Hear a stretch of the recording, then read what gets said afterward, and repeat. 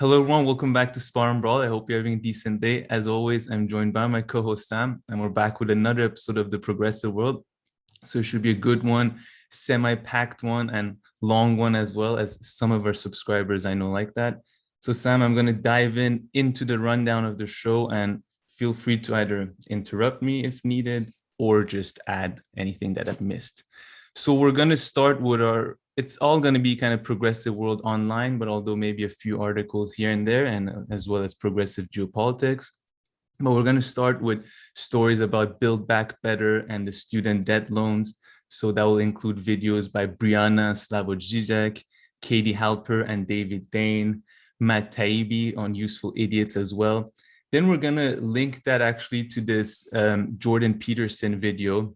He appeared on the Dr. Oz show. He talks about other stuff, but it also actually links very well to what Briahna and Slavoj Žižek were saying, I found. So that'll be our second story. Then we're going to move on to this great both article as well as discussion on Useful Idiots. They had the guest, and he's a journalist and professor, Christian Parenti. He's written an article called The First Privilege Walk. And I mean, I think it's just... fantastic for anybody in this kind of circle who likes this kind of content. Then we're going to move on to our progressive geopolitics. So Sam, do you want to give us a little rundown of what you have for us today? Sure. There is, of course, as probably everybody knows, there has been some developments on the European side, Eastern Europe, Ukrainian, Russian conflict, border issue, American conflict, I don't know, however you want to describe it. There has been some interesting developments in Middle East regarding it's not that interesting, don't get me wrong, but it's, it is what it is, regarding Iran and Israel. And then there has been some reports of, people's commenting and some interesting developments to do with Turkey. And there has been some quite fun news coming from the UK. So hopefully we'll discuss those as well. That's okay. I'm not so natural at the no, that's brilliant. That's good. It just comes to a halt when the information ends. It's like the period. I don't know. Yeah, it's fine. I'll pick it up from here. And then we have a couple of extra small progressive world online stories left. So Breaking Points had this poll on China and Taiwan. We'll just touch on Aaron Mate wanting to debate, I forgot his name, but that Syria Twitter expert who went on a Young Turks, I think. Yeah, something along those lines. Jackson Hinkle debated Leftward bound on Xinjiang and Uyghur claims. We'll probably touch on that, won't dive in too much into that. Chapo Trap House had some discussions about populism, Trump, and vaccines right now. We'll touch on that as well. And then we'll also have a special segment on, it's called Shab Yaldā. It's a winter festival that winter holiday, not holiday, a winter tradition. It's a winter solstice festival. A festival which just took place. So Sam, it took place in Iran and some other countries in the region. So Sam will talk about that, the history of that. He has very interesting talk about the history related to Christianity and where it comes from, everything. So I think it's interesting for people from all over the world, whether they're familiar or not too familiar with these cultures. And then also I recently did 1 or 2, 3 videos actually on Elizabeth Holmes and her case. And Sam asked me a few questions, and as per usual, we got into a debate or we will get into a debate, I should say. I already know that we're going to get into a debate about this as we talked about it during our production meeting. So you'll see. But okay, with that out of the way, please like and subscribe. If you're one of those people who's been watching your content and enjoying it and haven't subscribed. Otherwise, timestamps down below, and let's get this party started.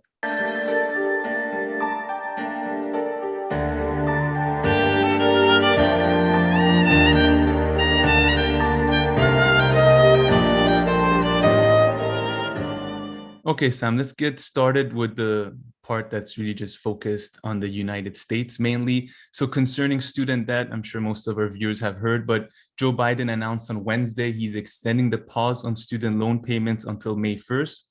The payments, which were set to restart on February 1st, have been paused since the beginning of the pandemic. Biden pointed out to the ongoing COVID-19 crisis in the country as the reason for the extension. And I got these two sentences from CNN, but I think it doesn't make too much of a difference. And just on Build Back Better. So again, I think I got this one from Vox, if I'm not mistaken. So the fate of the Democrats' 1.75 trillion spending plan is now uncertain. Manchin announced on Sunday that he would not support the current version of the legislation. Well, I think all this comes from his interview on Fox. Anyway, we can get into that. Halting its path through the Senate since the party needs to support the support of all 50 of its members to approve the package through the budget reconciliation process. And it passed the House last month. But okay, Sam, with that information out of the way, I think maybe we can get started focusing. Would you want to focus first a little bit on Build Back or student loan debt, or just enter with Briahna? How do you want to get into this? To be honest, I don't have much to say on the student loan debt thingy specifically. My comments are, as always, general in a sense that they can't, pin you down, hopefully. But, usually viewers do anyway. So, but no, yeah, so wherever you want to start. Well, with the student loan debt and stuff, maybe we can start a little bit with that, and maybe I can just get us going like this. Because I remember once saying that, I think the student loan, the whole system in the US is one of like the most pressing kind of issues. And I said that for one reason, not perhaps only because of the impact that it has on people's lives. You can, I'm sure, find other things that are even more damaging to people, but that it just seems like an easy win and something to solve. And I think this is kind of the point Matt Taibbi was also making in Useful Idiots, but then he kind of immediately backtracked himself, because he was like, I don't understand why the Democrats just don't do this. And then either him or Katie Halper were like, well, they're already getting the votes from these kind of people anyway, people, who have student loan debts, who have gone to university. So there's maybe not even that big of an incentive. But Briahna, in her conversation with Slavoj Žižek, I think I kind of said his name relatively right. She was also on this. She was more like, this is a big thing, and Democrats could perhaps, was she saying they could lose these voters, or perhaps not have these voters if they don't do something about the student loan debt. So if there were any misrepresentations there that you think, please try to correct them. But yeah. No, I just want to add that I think Briahna Greyjoy pointed it out, that I think it's even more important than the point you made about the fact that they already have these votes. What's interesting is that the people who are basically, she said that the young people who are college educated, the potential future PMCs don't have that potential in front of them anymore. Professional managerial class, the jobs are drying up. The sort of social mobility sort of has broken down in a way that even college educated adults probably can't. Not in significant numbers can't get there, right? And it is surprising that it was surprising to me that they they allowed such an easy thing. They can't even allow such a such a can achieve such an easy thing. Yeah, it's not about no. It's more they can't even allow a limited a victory to the left, just as a way to convince them. And I say that, Chapo Trapaz episode on this matter, I think, is the best. At this point, I think, to be honest, for me, it was after sort of Kamala Harris, after Biden won, and, after Afghanistan withdrawal. But I think it's just nobody's at the wheels. Nobody's it's not that Democrats are thinking we already have these votes or we don't have these votes. It's just nobody's thinking about any of that, except maybe 5 people within the office of the the White House and all that. So I think it's just about the fact that nobody's there to care. Nobody's there that cares about the continuation of the system more than like their own immediate interest within the immediate time frame, which is the next 4 or 5 years, maybe, if that in politics, um, and media today. So I think it's not even having, it's just I mean, by the way, I don't think we are necessarily at the end of the American empire or anything like that. But at the moment, there are not enough people within the state structure that seem to care about it enough to at least allow for a more more harmonious, not necessarily more peaceful, nothing like that, more harmonious relationship between the classes. So you're saying that the leaders of the Democratic Party, and they don't even care really about the Democratic Party and how it's going to be in like 10 years or like even in 12 years. We're not even talking further. They're just concerned with keep our seats in whatever a year or two, and then see what we can do with the presidency. It's more than keeping our seats for them to be on. That was one, in a way, I was thinking, like I was saying, Joe Manchin is, Joe Manchin is the crucial figure, apparently. I mean, I don't agree with that. But yeah, he's the guy who's technically blocking the Build Back Better bill now. And for them, it's personal. His daughters apparently are in coal business. I'm sure if his daughters are in coal business, can you assume the sort of the bureaucracy that has sprang up around this one individual in Virginia? Yeah. Like there are probably like 6 different businesses throughout his friends' connection. You know what I mean? There are things that depend on. So for them, it's actually in a way personal, but it's not in a personal like ideals. It's very much like, oh, my family's business is at stake. I'm gonna do this, So maybe that, or maybe just like young people. You know what I mean? Like each individual is different, but that's the point. At this time, even like Congress has, or the House and the Senate, they have become atomized. The places where they shouldn't be. But yeah. So they want to keep their seats for their own personal interest, not because to remain like a Democrat or something like that, you mean, or like remain in power, but just not because they want to govern or they want to be in politics, but because exactly all these businesses. Yeah. Although on the Republican side, you could argue there is more cohesion, whatever that means, and long-term kind of planning. So I think this brings us to actually, do you want to, before it brings us to that, do you want to touch on why you think that you don't agree that Manchin is perhaps the main guy?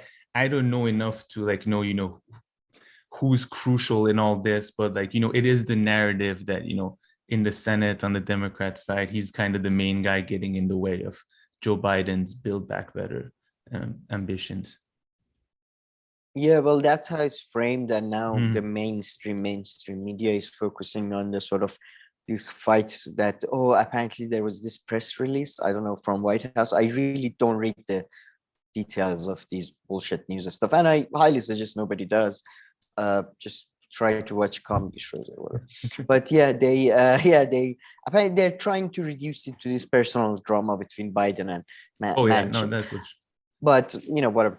But no, I mean, first of all, there was Christian Cinema, who is also a Democrat, who also had major objections. But besides her, there is like, at least according to most people who I consider experts, including Matt Taibbi, there are all those guys that are basically they don't come out and say it and they will vote for the bill because they know Manchin is there. But if push comes to shove, they'll come out of the woodwork, and that makes sense. I mean, I remember reading Matt Taibbi's book, Elephants Can't Remember, or Elephants Can Remember, I forget, but it was like he was saying that it's book from like 15 years. It was from before Bernie Sanders was famous.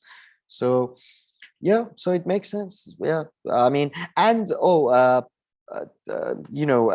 besides that, David Dayan is this great editor at the Spectator. I don't know what he's studied, but he's very technical and policy oriented. and he did like he points out that there are procedures like they can. It's not that. That's the whole point of it. By the way, legislative body, they can change the rules whenever they want. They can get rid of filibuster. They can get rid of debt ceiling. All of this is all semantics to them, 100%. especially in the US, where printing money doesn't really matter even. Like, Yeah. So Although with that's one country that sorry to cut you off. well, no. But yeah, so that's my two reasons why I think it's probably framing a narrative rather than reality. No, definitely. And I mean, the media, they've taken it further. You're right. And as I've seen, they turn it into like the personal thing. So like, just like because Joe Biden, they're saying like, was it nice to blah, blah. I mean, they always manage to take it. Even when the narrative is simple and presents itself to them, they're like, let's take it one notch further. Did you see Joe Manchin clip from Fox News where he announces that? Man, it was so like, I am very sad to say, it was like one of those scenes from movies where the doctor comes out and tells the lady or the man, the partner has, or whatever, they have passed away. I am sorry to say, I really cannot, in good conscience, I cannot get it up. And this is like, it's very difficult for me. It's just, I can't do it. I tried the blue pill. I tried the other pills. I tried pomegranates. I can't. Banana. Nothing's it was happening. Just so, it was just so like, like it was so funny because he seemed sadder than Biden, because like Biden response was just walking away in his dementia-ridden brain, sort of going, what fuck? I don't know what they're talking about. But yeah, he seemed a bit he had to put on a show. Or maybe the deep states, I don't know, they have like hostages of him. I have to, they told me they'll just shoot the hostages. Yeah, maybe. But I mean, I don't know if he was the weirdest looking guy or that Fox host, and that's not the first time I've seen him, but I'm pretty sure that guy's like related to Michael Jackson or something. I mean, that guy is so weird looking, because he's built and he's got all the facelift, all the what you say, like cosmetic stuff going for him, and he's got the bodybuilding thing, and his hair, he looks like an action figure. His hair looks like glued on, that you can you know what I mean? Yeah, but his nose and stuff, I don't know, that's what reminded me of kind of Michael Jackson in my head. Oh yeah, it's got the whole facelift, I think. Well, it's and his hair, man. Fox News is just his hair is glued on. Speaking of Fox News, but we'll move on right now. I'll play this insane clip right now that Aaron Mate posted on his Twitter channel, and it's this guy who comes on what's his name on the not Ben Carson, what's the Fox News host that we always talk about, Tucker Carlson, and he says like the craziest stuff about the US military. Well, what we're watching is the destruction of the U.S. military, and what we're going to end up seeing, Tucker, is thousands, tens of thousands, maybe hundreds of thousands of Americans die. Those are the stakes of the game we're playing here. We don't need a military that's woman-friendly. We don't need a military that's gay-friendly, with all due respect to the Air Force. We need a military that's flat-out hostile. We need a military full of Type A men who want to sit on a throne of Chinese skulls. But we don't have that now. We can't even get women off of naval vessels. That should be step one, but most of them are already pregnant anyway. And he says like, get all the women out of the US military, starting with the Marines or the Air Force, and it's like they're all half pregnant anyway. It's a surreal clip. What? Yeah. So why like I thought he's gonna be one of those conservatives, get them out because they're like these little flowers that shouldn't be touched. No, it's like they're bad people. Exactly. No, because he says they're useless. He's like, they're useless. We need people who can go stand on like 13,000 Chinese skulls or something. He just says the craziest thing ever. Yeah. I'll share the clip with you later. But Sam, we're going a bit off track. Let me bring it back, right? All right. Yeah. So let's say if you want to more have fun. if you want to have social change, so to speak, or something radical to change, right, about the state of the US. I think this brings us. Are we moving on to the conversation about the video about Slavoj Žižek. Yeah. Huh? So I Speaking mean, of the conditions of the Lacanian system of the sauce. So Sam is referring to to the conversation between. Week. Yeah, sorry. I was just saying you were referring to the conversation between Briahna and Slavoj Žižek, right? Which is about how radical we should get kind of out of it. And, we've given Biden his chance. Briahna says that I stood on the sidelines and not stood on the sidelines. I gave him a fair chance to see, if he's going to do what he said he was going to do, but he hasn't. And Slavoj says, it's good that we done that and we haven't, but what should we do now? And Briahna was really like, in this video, she was like, what should we do more radical? There even went, the conversation even went to places like, do we need a bigger crisis to happen for things to change?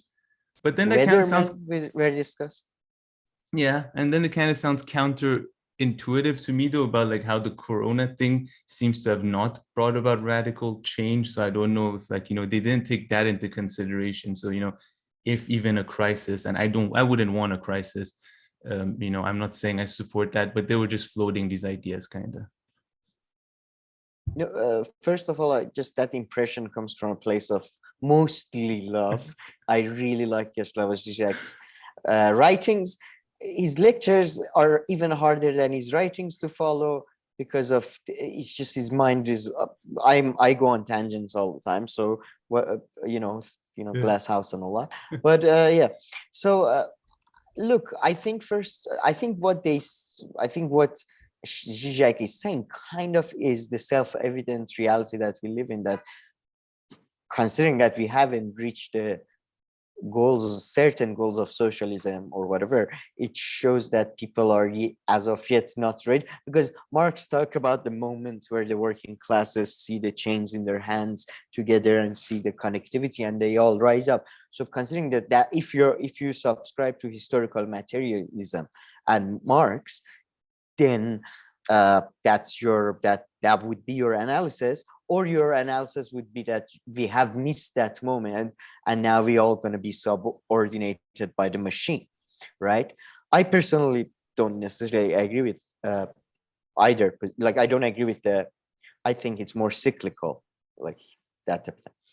But so I think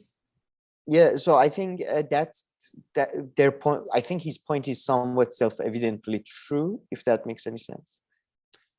So that way, which part of his point though? That not enough crisis has happened for because social change always happens through crisis, whether like controlled crisis, social big, like for example, we had the 70s financial crisis, and then it led to social change. I'm not talking about just crisis as in war or some violent activity.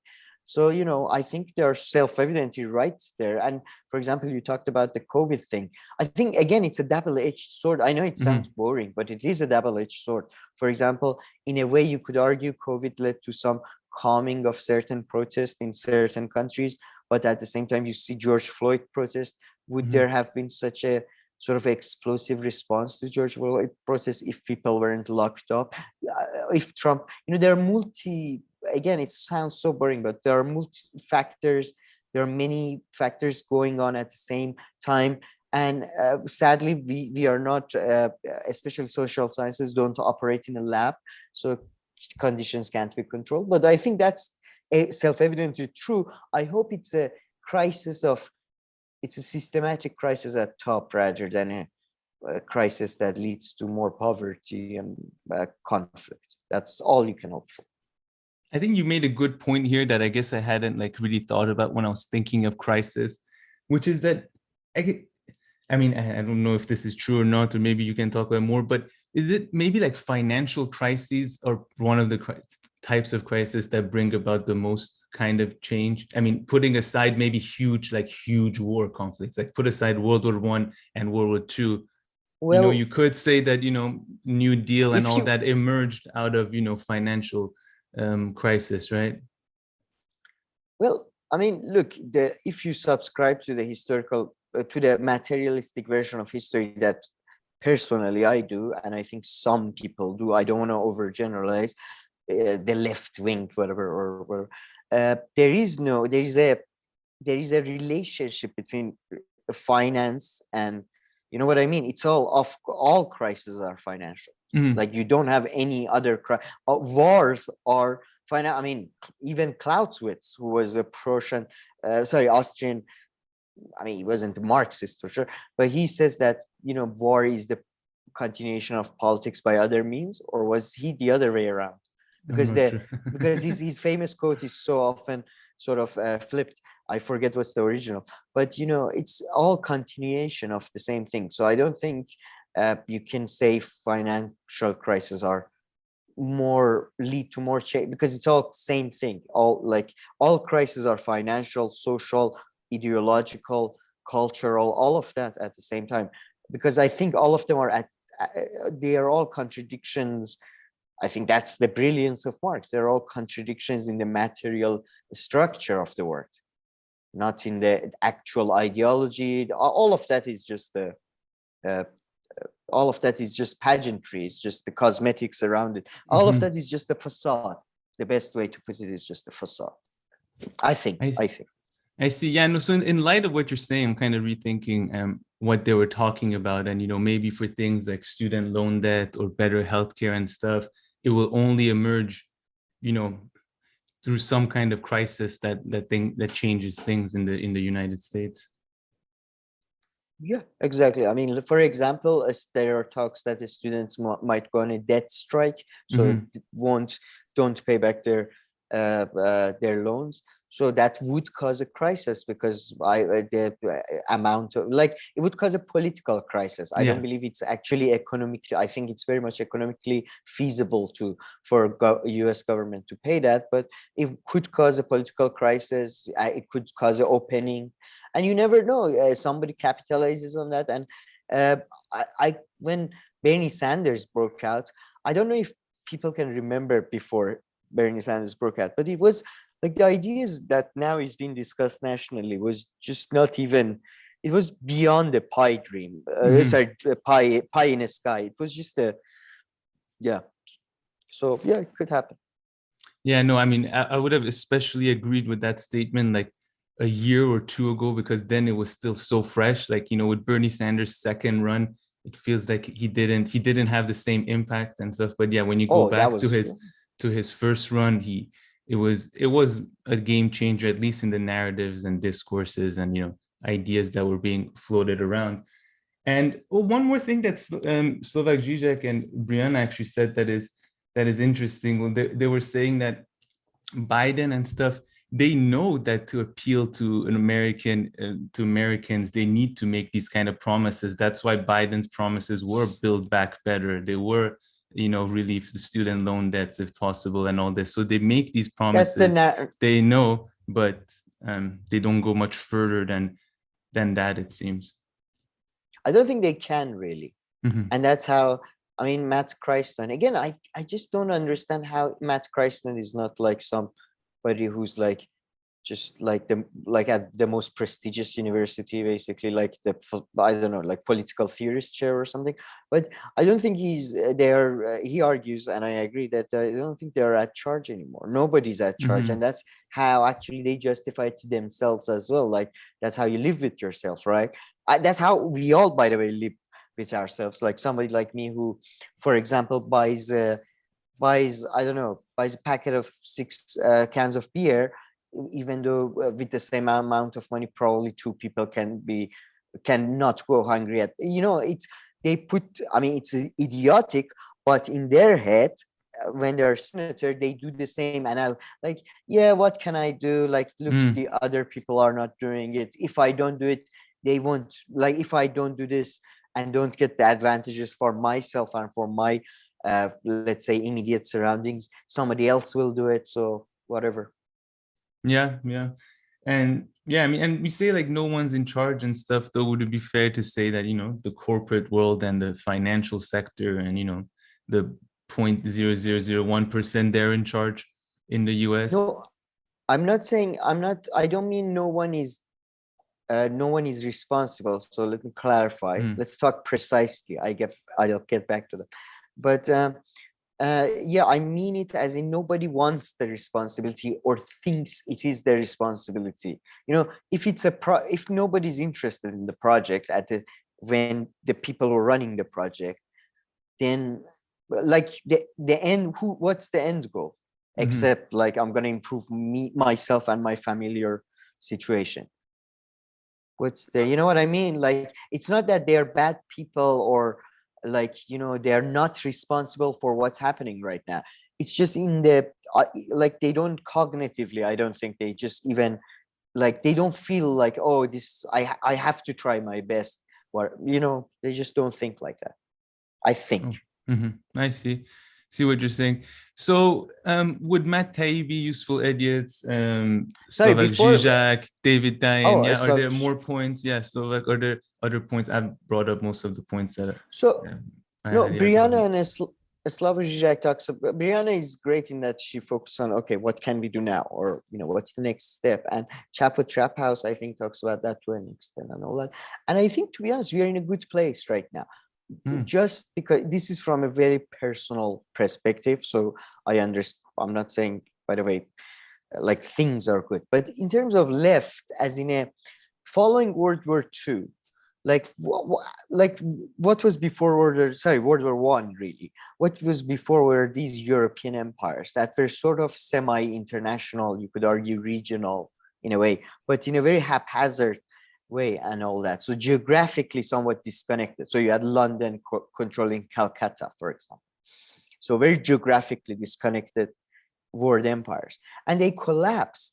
And what, instead of America going, because of it's, this is my personal narrative, you can pick holes in it and all that. So America, largely to the dynamics that arose following World War One, America sort of becoming the competitor to world empires of Europe as well as Soviet Union, then emergence of Soviet Union and all that, America becomes a force, technically, at least overtly, for like nationalism and fragmentation, because it's becomes sort of it's the underlying interest of the United States. And you could look at the examples where pre-World War One or during World War One times, between war times, US did act in a different way because they hadn't adopted that type of ideological sort of outlook and activity. So I think with that, you saw this rise of nationalism. For example, radio became a big part of like helping to newspapers, television, sort of things all became a force for pushing this sort of national identity and all that. And now we are seeing increasingly these sort of global international left perspective emerging from US. We just had the elections in Chile, where somebody from Salvador Allende's party got elected, and somebody who's literally a former Nazi is child, and somebody who praised the Pinochet regime got and it's covered and it's noticed by everybody on the left of international sphere. So I think we are very on the very earliest stages of, like, in 20, 30 years, maybe I think left will be in a very strong place, but because I think we are organizing internationally, like really? Žižek, who's somebody from Slovenia, from a former Soviet Union country, is commenting on US politics very specifically on Build Back Better. And he's an exceptional case, but I just think maybe it could, this is the very first stage in the organization thing, because unless we have international, international action, whether by the collective masses or by a vanguard party or however you want to think about it, I don't think it could work. Or highly big regional things, like I think what China is going for, geographically well-connected regional sort of powers that then will become an international government. I don't see how else it could go. Sorry, I don't know. No. It's great stuff. I don't see how that would bring about, kind of changes that leftist or socialist. I don't know, because these examples of you can go back almost every few years. There are, this government goes to the left, that one goes to the left. I'm just kind of thinking the Ecuadorian one, maybe they're not equal and stuff. The Ecuadorian one was a remember 10 years ago was, known as being like this leftist one. Okay, maybe I don't want to give the example of Venezuela. That's a bad one.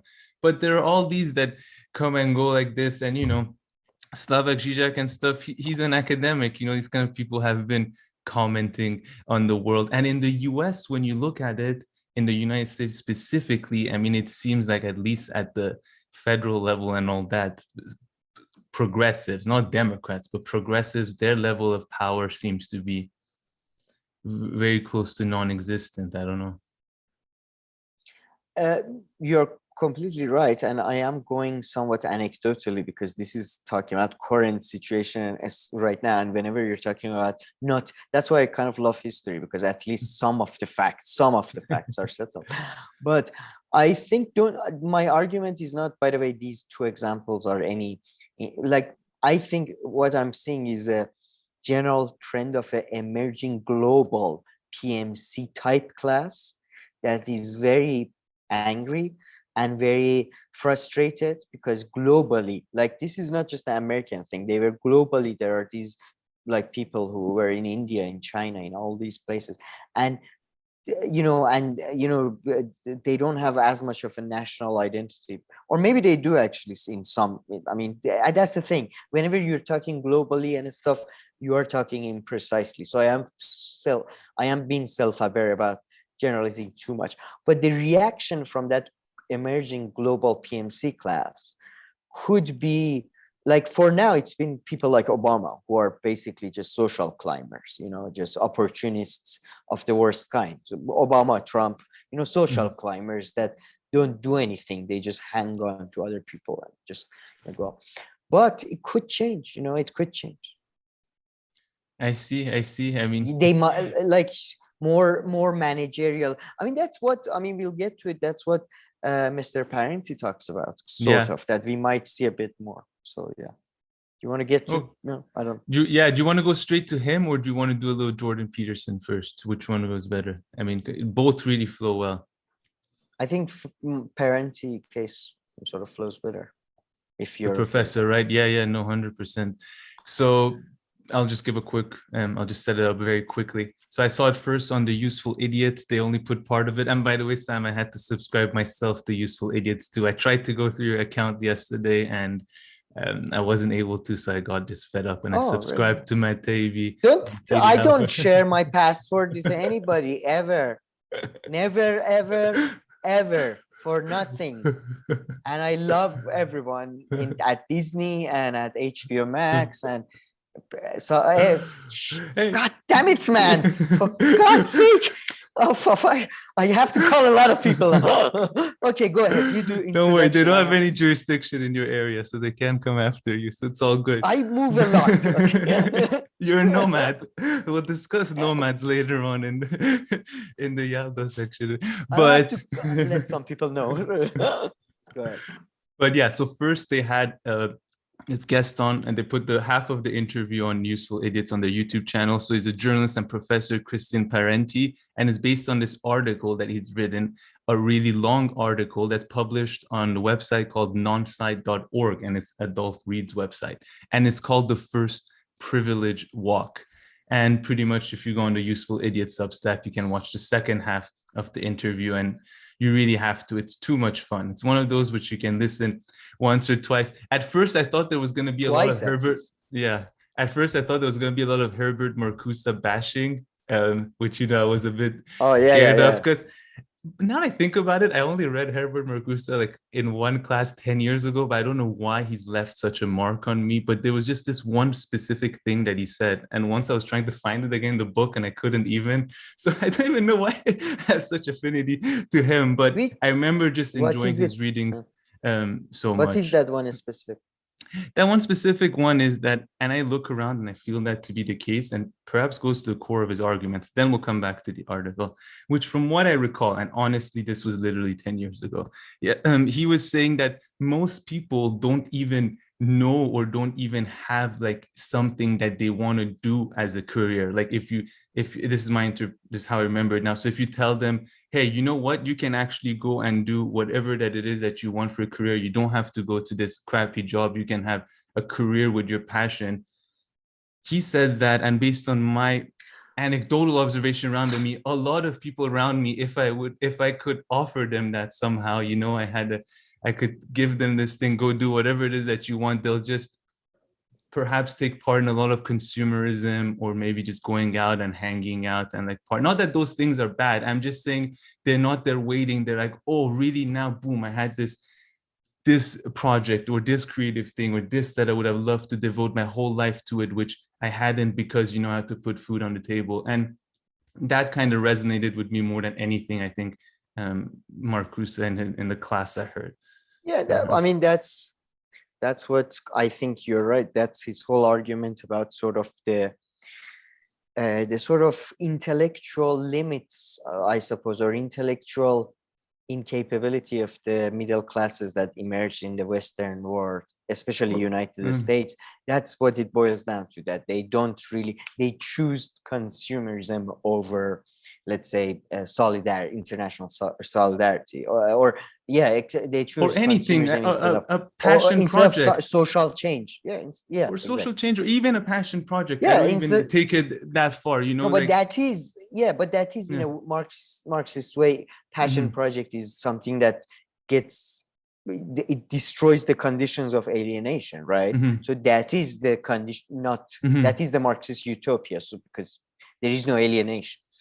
But I think first, And sorry, I just want to say one thing, and I don't want to blame it on like people, that they're just like, consumerism and all that. I understand. Maybe it's because how they grew up. Maybe it's because of the environment around them. They were shaped like this 25, 30 years. So they've reached a point in their life where all they know is that, okay, I need to work to survive, which is totally true. And then like hanging out with X and Y, and everybody likes to buy stuff. You think I don't like to buy stuff? I also buy stuff. I don't take part in mindless. I hope I don't take part in mindless consumerism, but I also like to buy stuff, and I also like to hang out. So I don't want to come off as this kind of person. Yeah, I think, to be honest, just to make a sort of a bit of it's a tiny tangent, but I just want to make this point. I think what Herbert Marcuse and I just mentioned, I think Matt Kreisman should have the political theory chair in Harvard. But like there is a thing with left that I think sort of plagues the left since, at least, I mean, it's a left and all that is very new anyway, but I don't know if it's from German idealism and I'm reading about it right now, or if it's just a human condition thing. But this sort of historical exceptionalism that they have, that sort of, things are at the end of we are at the end of the algorithm, we are at the end of the machine. And I don't necessarily agree with that. I think what they're Americans, and at the time Europeans like Herbert Marcuse, especially Germans, which was a very, very young nation. Germany only became centralized under Bismarck, like in late 1890s or something, 1880s, or sorry. Yeah, I don't know exactly. That's also my understanding, that Germany is one of the last European countries to become. Yeah, it's Germany and Italy. I mean, Eastern Europe. But then my point is that all Americans and Europeans political philosophers are doing are basically cutting up with a lot of things that ancient Greeks, Machiavelli, so medieval Europeans, ancient Persians, ancient Chinese, we're talking about, like, this is the condition of the urban middle class. That's all it is. And I don't think it's the end of the anything, or it's the beginning of the anything. I mean, there's this very cheesy TV show I watched, The Witcher, which is not as good as it should be. But it has one good line in it, which is one person saying the end of times is coming or something. And the main character says, I've lived through, he's like a warlock of some kind. He says, I've lived through 3 different supposed end of times and 1 apocalypse. It's all horse shit, and in a way it is end of times, because it is the end of that system as we know it.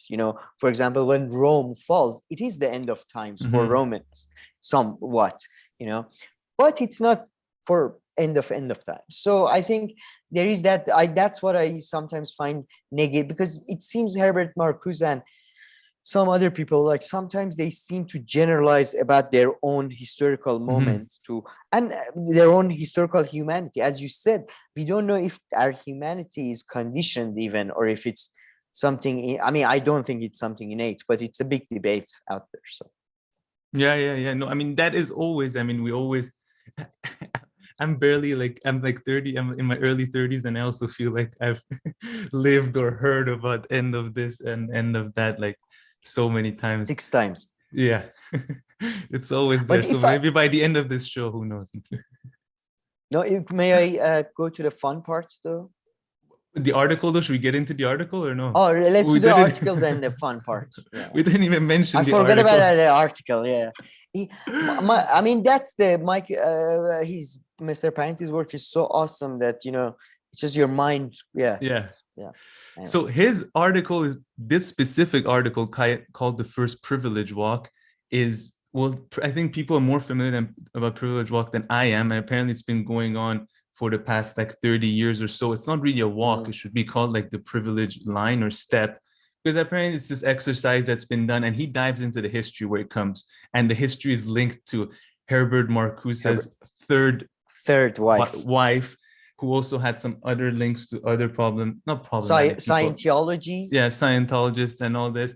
But apparently she was very much involved in the beginning of this, which is that, you stand in the line and then someone says like, if you're white, and they're all about social identity issues, the questions that are asked, at least this is how he's arguing it. So they ask like, if you're a white person, take one step forward. If you've ever been told off about your ethnicity, take one step backward. And it's supposed for people to realize like, oh wow, I'm so privileged, and like this discrimination that I don't realize that like I'm oppressing other people through my privilege. Kind of am I a little bit mixing up here? But yeah, and in his article he dives into the history of this, which he traces it back to the third wife of Herbert Marcuse, which was a person who was significantly younger than him, because, sorry, I'll just wrap this up, because she was one of his students. And then afterwards, when he became, his second wife passed away, he got married to her. So she was a significantly younger person than Herbert Marcuse, just so you know how old she was, and that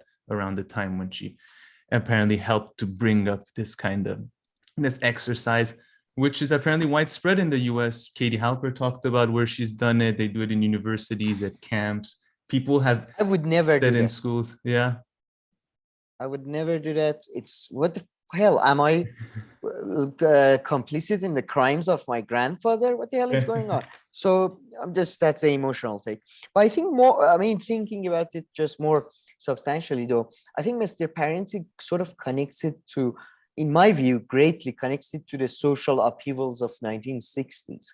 So I'm sure most of our viewers, the 1,500 friends, really, not viewers, that we have seen this amazing documentary by Adam Curtis, The Century of the Self, that sort of puts forward this thesis that is shared by some on the left, that in the 60s, with the failures of the left to really provide any significant material change, a lot of liberals or people on the left turned inwards.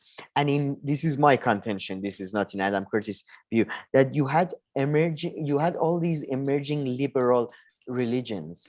So you had, for example, you see, and by the way, you see that in a lot of post-war societies, that emergence of cults, a lot of people who came back from Vietnam War and World War, they like this. These are eras for cults and sort of new ideas to emerge, both, in my view, positive and negative, right? So you had these social upheavals in 60s, and this seems to be this sort of privilege. You should focus on your manners. It's like a complete ideological, it's the end game of liberalism, really, because it's all the mind palace, right? It's all manners and etiquette, and materialistic conditions are just completely ignored. So it was fantastic to listen. And by the way, I think if anybody's interested in the movie by Quentin Tarantino, Once Upon a Time in Hollywood, I think that is a very similar critique that he is making of the hippie movement and all that. That I think I'm stretching the limits of interpretive sort of discourse to its limits. But that's just one interpretation I had. So that's maybe for some people find that interesting.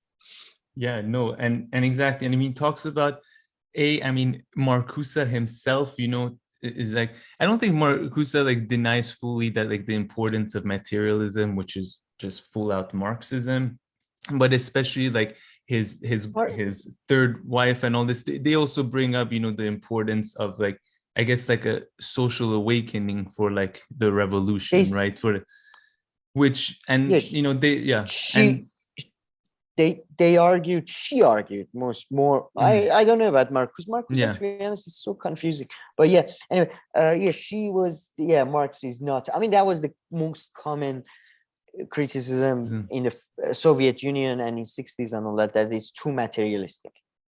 And you know, the professor here, I just got his name, Christian Parenti, and he argues this is exactly what like quote unquote, I don't know, capitalist would want, because you're forgetting about economic inequality. You're just putting that in the side and you're working around with, you know, at best, I think the best thing you can say is that you're making like discrimination like more universal, so it isn't like only like a certain part of the class, or like only women that are like discriminated or have like a worse economic situation, or only this ethnicity or that one. You just make sure it's a bit more even. But he says that that falls right into the hands of, you know, capitalists and people who want to keep the current status quo to go. So you focus on identity politics, and I guess Hillary Clinton and all this is just the ideal example, right? I mean, it's just the prime example, getting Hillary Clinton elected. And the illusion is that we will come up with a society that is meritocratic in a way that it will genuinely reward the best in their profession according to their best abilities and all that. But that's, in my view, it's an illusion for liberalism. The reality will be a system that will become crony, like some kind of crony capitalism, state fascism. That's the end game, really. I mean, I think that, I completely agree with him. And genuinely check it out. Like, subscribe to Useful Idiots just for this one video.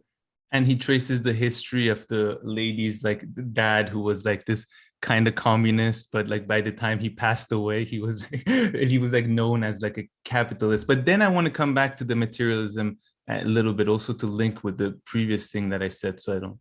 Okay, do that, because I was gonna that this video has great gossip potential, so I wanted to focus on that at some point. Oh yeah, okay. I'm glad you're going to be going there, because that was fun too. But yeah, I just want to say, like, I agree, of course, with him that, you know, materialism, that's like the most important thing, right? So making sure that most people, I guess, if you understand materialism as being able to provide for themselves and their family and have a roof over their head, and for class. And your class position is the determining factor, not your racial or your religious or your, you know, class position is the most important. But then I just wanted to bring in a little bit of what Marcuse was saying, you know, like the first thing that I said that's been stuck in my head. I think for people to, you know, understandable and be happier, or just, you know, to get along better, maybe people need to have like, it's not what his wife was saying with the privilege walk and stuff. I'm going back straight to Marcuse himself, you know, because you can have there are so many people who have their material conditions met, and they're not walking around happy people. They can have a lot of issues. They cannot find satisfactions in things. So I just find that Marcuse's like claims and all this are also like important to take into consideration. I have a bit of a different take. I kind of like, my take is that I always found Marx and a lot of not Marx, but a lot of Marxists and a lot of mostly the ones that tend towards more less materialism. They have this idealistic view of human beings. What do you think you're dealing with? This is not like a perfect God. I mean, as you said, like they have you have a stomach ache, and you like, I have done that. I've had some physical pain, and like I'm dealing with that, and then somebody within my family is nice to me. What's wrong with you? And I react in an angry fashion, right?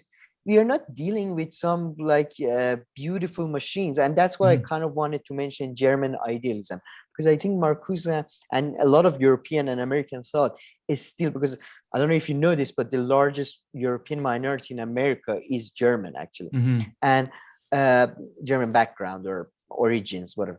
So I think that it's a bit of a sort of a hangover or a remnant of the German idealism of, and even you see it in works of Nietzsche, but you don't see it in Kierkegaard, which I'm increasingly become like, it's good, but yeah, it's just these like okay, yeah, people can live up to that, and that's, yeah, all right, yeah, and people are not supposed to, like, okay, if you had that expectation, I understand the problem. It's kind of like the Plato and his metaphysics, it's almost you have made the material world almost like the ideal world, metaphysical world of Plato, which is this perfect thing, because I mean, you could argue German idealism, like at least Nietzsche and these guys were sort of an answer to that metaphysical and, the reality of the existentialism.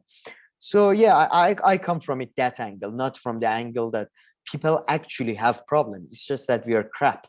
Like we have money, we have a lot of, like genuinely a middle class person a person living in most cities. I mean, again, I think Chapo Trap House guys once say that an average American, most Americans, even a poor American, has more entertainment in his at the thing of his fingers than the Roman Emperor. So it's just we don't want to, and all of us, high class, low class. That's why I say meritocracy is illusion, because put in a different position, I probably do that same thing myself, because we are very much subordinate to our physical realities and environment. That's all. Okay, I see what you're saying, and I don't know actually the point that I'm going to make is going to actually go perfectly what you're saying or counter it in any way. But I just want to say perhaps why what Marcuse says, like that resonates so much with me. And I hope I'm not contradicting myself too much in this video, and I haven't gone back and read Marcuse's stuff recently at all. But which is that me personally, right, I didn't have material issues to overcome, right? But when I found this kind of like passion for politics, news, social sciences, and all of this, it did change my life. I found that it just gave me this infinite, like always having like something that I'm. Pause. You're just young to the game. I had to make that comment. I thought you were going to say something. Let's cut the video. I have to take a phone call or something. It was so serious. Let me pick this up. I'm most serious about my jokes. But okay, but it's been a good like 11 or 12 years, I think. And for me, I think that's why that wherever I read that in Marcuse's book, or I fully imagined it, I don't even know. But it resonated with me because for me personally, once I did find that like personal like goal, objective, passions, and all this, it did change my life over like fully how I just like thought about things and everything. So that's why I'm just giving such importance to that. Maybe it's more based on my own personal experiences. That's what I was going to actually say right after I made the example about my stomachache. I don't want to generalize too much based on analogy. I just wanted to give an example of humans acting like pieces of shit, even when somebody's nice to them, even when conditions are not necessary, like you react in a haphazard way. So yeah, I like to clarify that too, that we don't want to generalize based on these examples. We just want to, but if you look at, I think, human history, you can find evidence of for this case. I think there is ample evidence, but don't take the analogy as the explanation. Analogy is just the way to demonstrate, right? So yeah, but I agree. I think both of our perspectives to an extent is right. Again, this sounds boring, but both of our perspective is quite right, and it's probably somewhere in the middle. I would say. I would say it's both.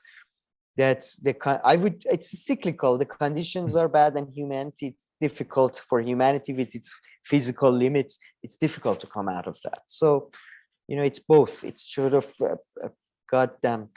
it's a goddamn helix. I'm telling you. Yeah. And last point, maybe I'll make about this article, and I think the professor makes this, and maybe this defends Marcuse a little bit and his focus. Gossip, yeah. We're going right now, which is that Marcuse's writing do come at a time, especially his writing in the States and stuff, where there was perhaps the best material conditions for a lot of Americans, given that it was the baby boomers generation and all that. And I think he Relative to speaks past. Relative to past, Especially. of course, everything's relative. But yeah, that's my final point on.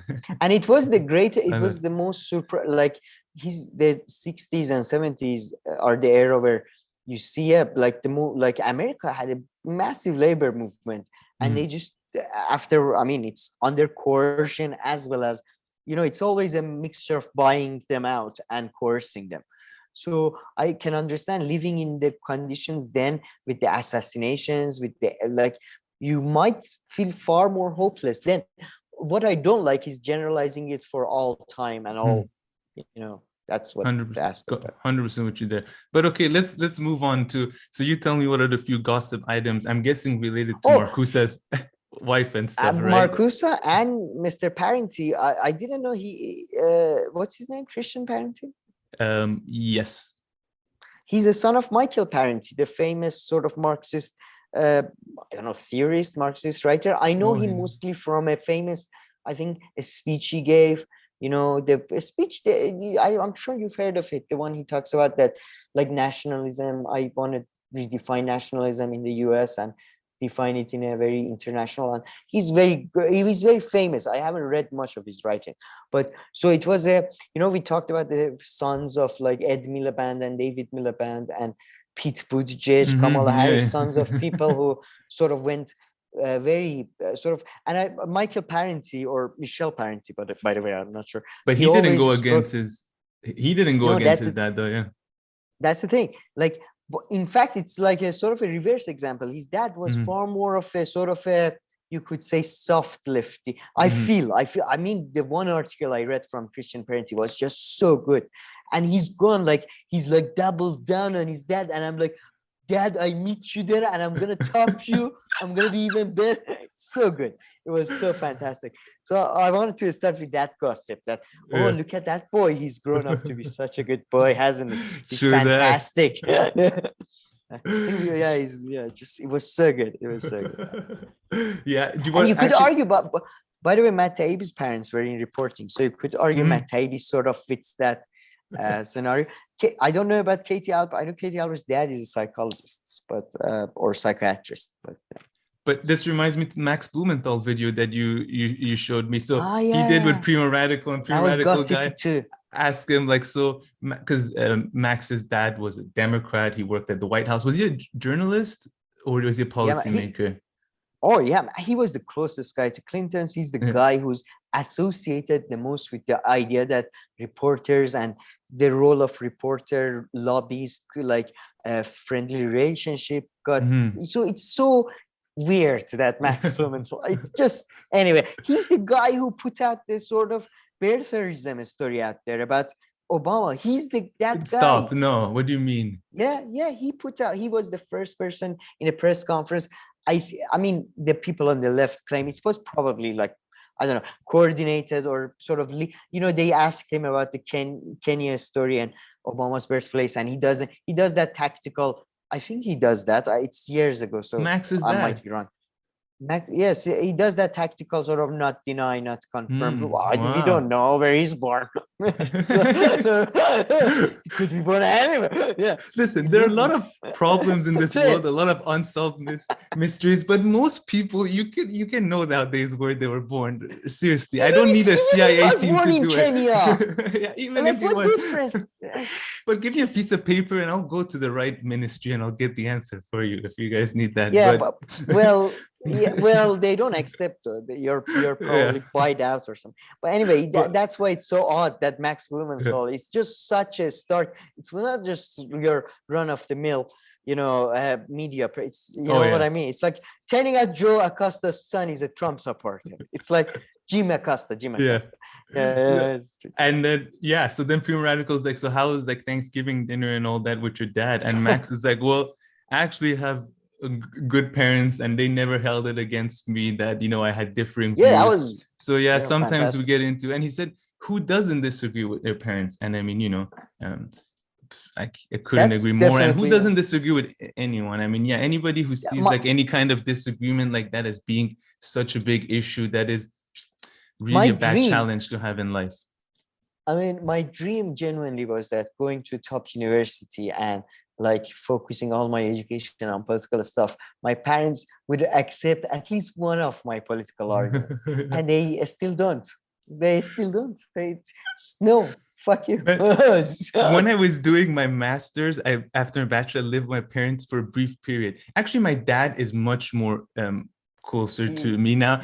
But I would say with my mom though, and I remember it's because I would always like counter with her like some stuff because I was there, so it has to be ongoing, and I wouldn't counter in bad ways. So like sometimes she'd be like, "Oh, I see how this and that," but then I moved out and all that hard work was lost. But not that it makes too big of a difference. To be completely honest, I didn't have. I mean, I moved out, and yeah, it was far better for our relationship, shall we say? A lot of talks about people we have no power over just end it, you know. Yeah, so there's not even anything to say there. Okay. Anything else? And but Marcus said gossip is mostly that his third wife seemed to have been a bit of a as they say in Iran, because in Iran it's famously like people gossip over dicing greeneries, herbs, right? So let me get some herbs and yeah, let's get it started. So what was the deal with his wife? Man, I used to be so into gossiping when I was a kid. Then I found politics, and now you can just, you know, do this kind of gossiping. They say politics is the lowest form of art, and I definitely agree with that. It's the low, like the politics you show on CNN and shit like that. It's, you know, this, Manchin said a bad, Biden said a bad thing. That's the low. But in terms of like, gossiping is the highest form of like, just crap. I don't know, shit. Yeah, it's so enjoyable. Yet, 100% the satisfaction. Yeah, the satisfaction that, so you're thinking about his personal life too. But the gossip, which isn't irrelevant. I mean, the professor didn't put that all because relevant. He put it in there because it wasn't gossip at all. Yeah, that was it was about the family. Yeah, it was about that was the only disappointment. Where the privilege walk comes from. But for that, you guys will have to go listen or read the article, because I'm not prepared to say who was what and the dad went where and but it was fun. It made the article more fun because there is quite a lot of in the article that it's not discussed in the video. And by the way, Adolf Reed's website, bloody fantastic. That was my first time on it. Yeah, it's like it's so, that's like my ideal thing to, like, it's so good, peer reviewed, same, but it's cool. It's not some bunch of like retired generals and CIA hacks. Good stuff. But okay, Sam, let's keep this party moving. Should we move on to Dr. Jordan Peterson was on Dr. Oz, and there's this short clip. I found it on one second. I found it on Kyle's video, and I don't know how to go get the extended version and all that. So maybe he talked about other stuff, but we're just going to focus on this little clip and we'll talk about it. And I think it's also relevant to what we've been talking about. So let's just watch this short video and we'll come back to it.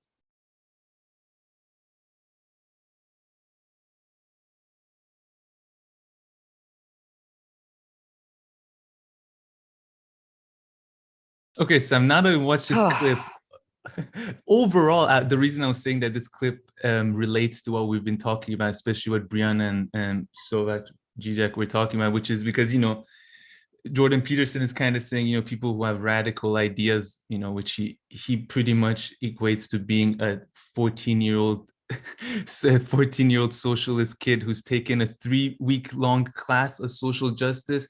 I've been to 2 Canadian universities. I've never seen a 3-week-long class, so I'm not sure what he's talking about. And I've never had a class that's based on social justice in that way. I haven't seen it. I mean, he went to a more prestigious university than me. He's a teacher at the University of Toronto, so maybe there they have 3-week-long classes. But there's this comment I sent you, which is just spot on with problems with something that he keeps on doing, Jordan Peterson.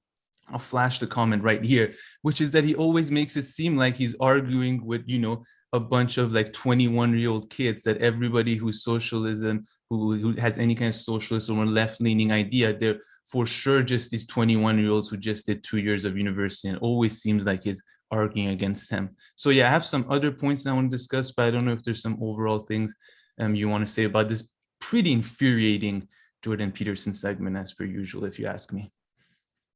Definitely. I'm just going to say that I'm going to refrain from going very deeply into my criticism, because as we, I think, said on the last show as well, we are working on a sort of a piece, hopefully, on Peterson's thoughts and all that. My general take is focus on this one video, exactly. Focus just mainly on this. So let's put his books and stuff aside, which are different, like, and all this. Let's focus on this clip. Reference on this clip. Well, if you have other stuff you want to say, feel free. But I'm just saying. No, I just wanted to give my general view that connecting it to the Parenti. That's why I thought these are all good like very well put together, these videos, because at the same time that we want to talk about these privileged and liberal religions that have sprung up, that have all these rituals that are just, they're just like religious rituals. There are no substance to them, material substance. Reading a lot of liberal literature recently, including the works of Mr. Peterson, and in this interview, I think is a good example of that. I think the right and a lot of people on the center, you could argue, have been living that for far longer. I mean, that was why the original attraction to left for me was the fact that they were far more realistic. And I felt this video was a great example of the fact that, because it's like our enemies are uniting, by the way. It's like the, the League of Evil, Brotherhood of the Evil, it's like Dr. Oz meeting Peterson, like two people who, in my view, are almost equally terrible in their treatment of science. I mean, I would say Dr. Oz probably far worse, because that's just goes to medicine. But yeah. I'm just going to focus on this video. And I mean, I was baffled from the get-go. From the get-go, he asked them, where do you place yourself on the left to the right?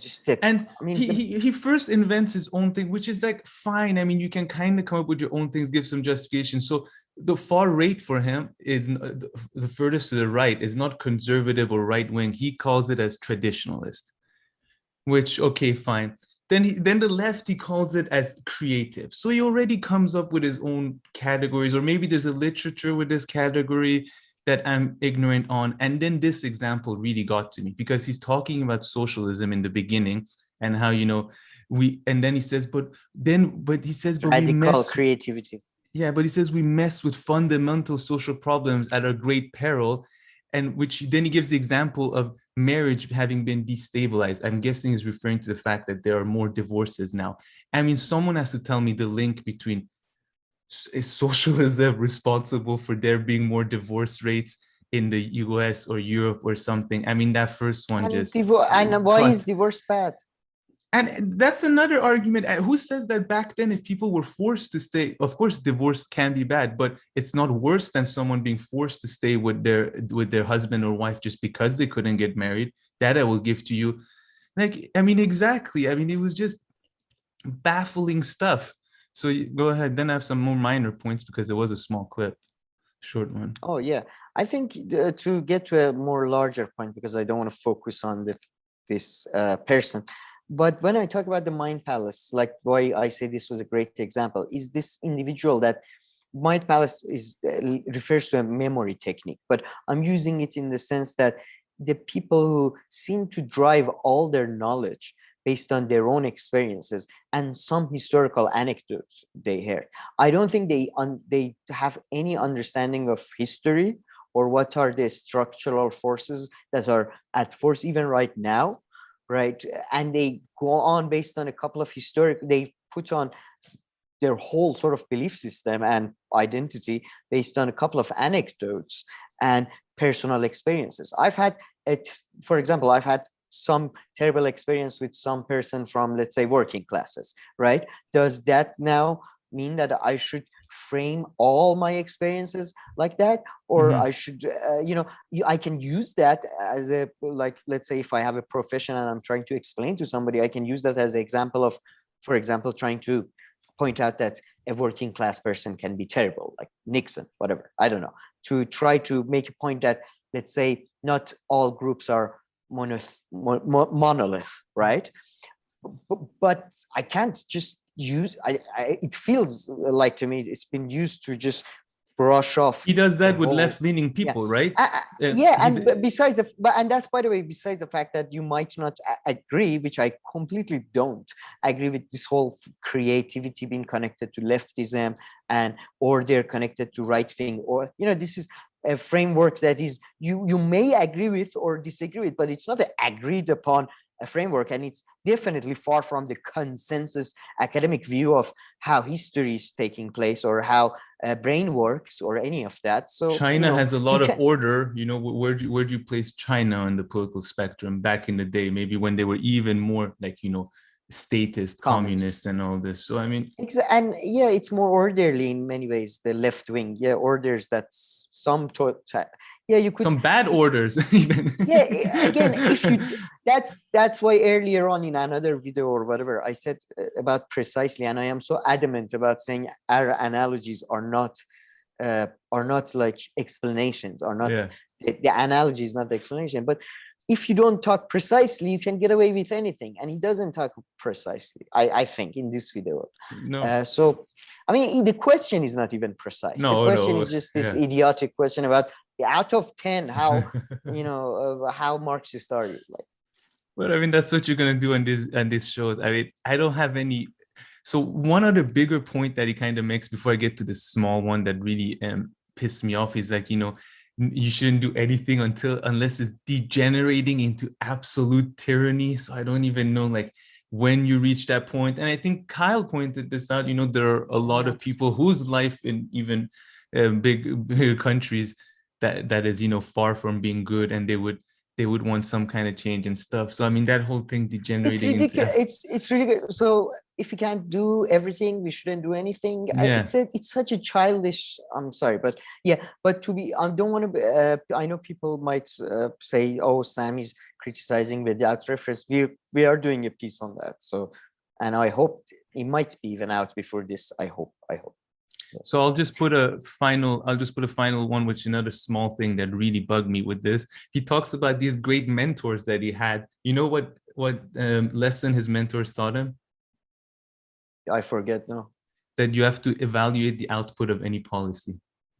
Oh, really? Okay.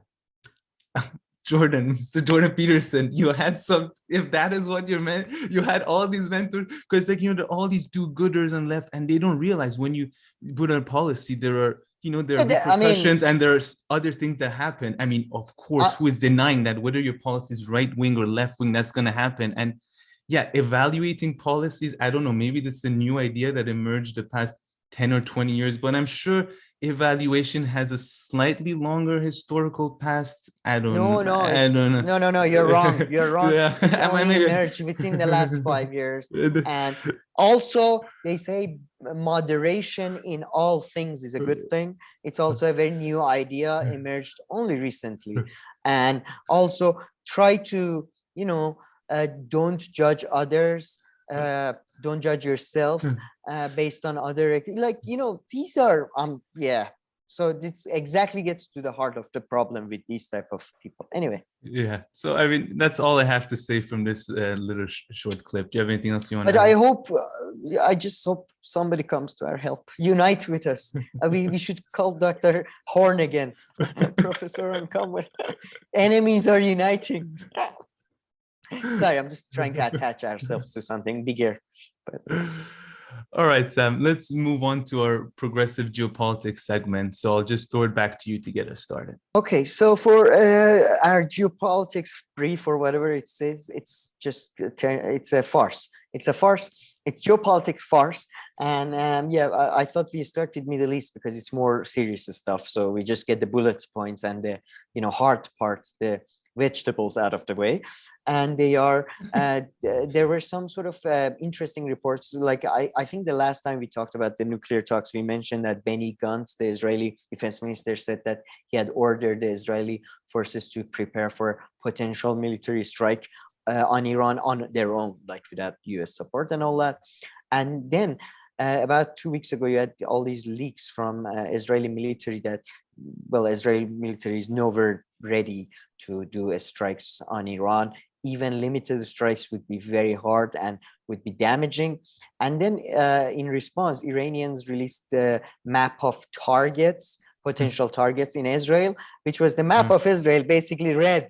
Like it's just yeah, we're gonna put this. You see it was ridiculous, man. It was just, like pretty much all the major cities, like it was all the military stuff, everything, because they're, I mean, that's, to be honest, it's just, that's the logic of escalation. You create an iron dome for the whole area, so the whole area becomes the goddamn it's just so, anyway, that both sides are basically bunkering down. But I think it's just like the Ukrainian situation, which we'll get to. It's mostly hot air. I think as the military leaks coming, neither side has the potential or the ability to strike on their own. And one of the leaks from the Israeli side was that, like, without American support, the only air force that has the capability right now to strike Iran is US. And US doesn't seem, again, I think US is still in a very powerful position. I'm not one of those end of empire type people, but I don't think at the moment there is no political will at the center to sort out the periphery so much. At least this periphery, the focus is on China. So that was that. I agree with your analysis there. No, I agree with your analysis there. I mean, cheers. These back and forths have been going on for a while. It's me and you against the world, buddy. If I didn't have you. Because nobody else agrees with my analysis. Really? They think there's going to be an imminent war? I hope not. Oh, no. I hope we're on the right side. Yeah. So. No, actually, I would say majority of Iranians, not majority, but I would say good significant do think it's, in Iran, it's much more, it's much more of a, this is another war of words rather than, okay. You know what I mean? Because I think a lot of people in the West, like, I mean, just look at the geography of Iran and then compare it to other places US have invaded. And, there are some, I think people sometimes are not aware of some materialistic facts, some fundamental materialistic facts. Which make it hard, you mean? It just makes it very unlikely, I think, at the moment, even limited strikes, I think. But 100%. Go read about the Millennium Challenge if you're interested. There was a war game about 20 years ago, I think. I mean, I'm not expert in these matters, military or geography and the way it plays a role.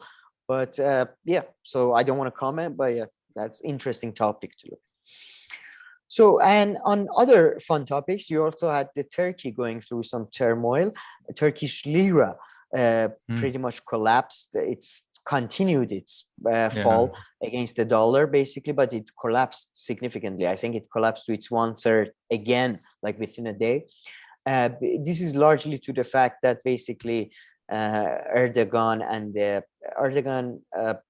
can't, he keeps firing his central bank heads because basically they can't control the inflation. So they print money, and then it's just that cycle, at the moment. He came out and he did a big thing. He promised to back up people's money, pay the government will pay the difference for the money exchange and all that. Basically sort of saying we'll subsidize your dollar trade. And that sort of, again, the money bounced back, like regained 1/3 of its value, I think, if I'm not mistaken. But then again, I think it's starting to fall again, because I don't think it's feasible for government to do that long-term politically. Most analysts are arguing. So Turkey is going through some real economic turmoil, and we're going to see something real come out of that. And it may have, I think, some of the more recent sort of Turkey becoming a bit more quiet on some issues may have to do with that. Maybe not to do with each other, but it's interesting. Yeah, and the Turkish economic turmoil and the currency. I mean, sometimes when you hear, it's not, of course, like Venezuela, where they say they can't use their money in this or that way, but the Turkish one just seems to be fluctuating and just losing so much value at such a high pace as well. It's a very interesting one. It's if you're interested in politics and economy and all that stuff, it's a fascinating one. But it's not nowhere near as bad as the Venezuelan situation, right? But so fun stuff there. And then you also had apparently Iranian ambassador to Yemen was killed in a bombing in Yemen by the Saudi forces. It's not clear if he was where. I think he was they think he was in an area, in airport or something. So, all the fun things are going on around the world like that. But generally getting to fun stuff now. There was this breaking news in the UK, I'm sure, again, everybody's aware of. There is this party that was going on apparently last year during the Christmas and New Year's break and all that. And the Conservative Party who enforced the lockdown rules and all that, they have all basically been caught breaking them on video, on camera, on pictures and all that. I mean, it's just, it's so good though. It's so good. You have these conservatives like Dominic Raab, this poor posh boy who's just it's just mommy told me to become a minister and I became a minister. He's forced to go out defending all these other posh boys that are, they told me it wasn't a party. It was just they had a drink and sometimes it's tough, all right? And you have a drink after work, all right? Just leave us alone. Fuck off. It's all gobbledygook. But so it's just great. And then the next day they have to we have to retract that there was a drink. Yes, Prime Minister was, his daddy was there also. His mom, yes, his cousins were also brought over. Yes, there was a keg. Yes, they did shots. It's just every day they have to. The thing we contradicted yesterday. It happened. And then one of the great thing was that one of the advisors to Boris Johnson, that lady. Oh, sorry, I don't have the name in front of me right now. I have her name. I'll tell you right now. You are referring. Are you referring to Doris? Nadine Doris?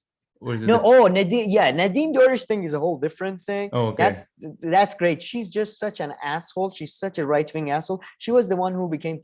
I was very angry that she became culture minister.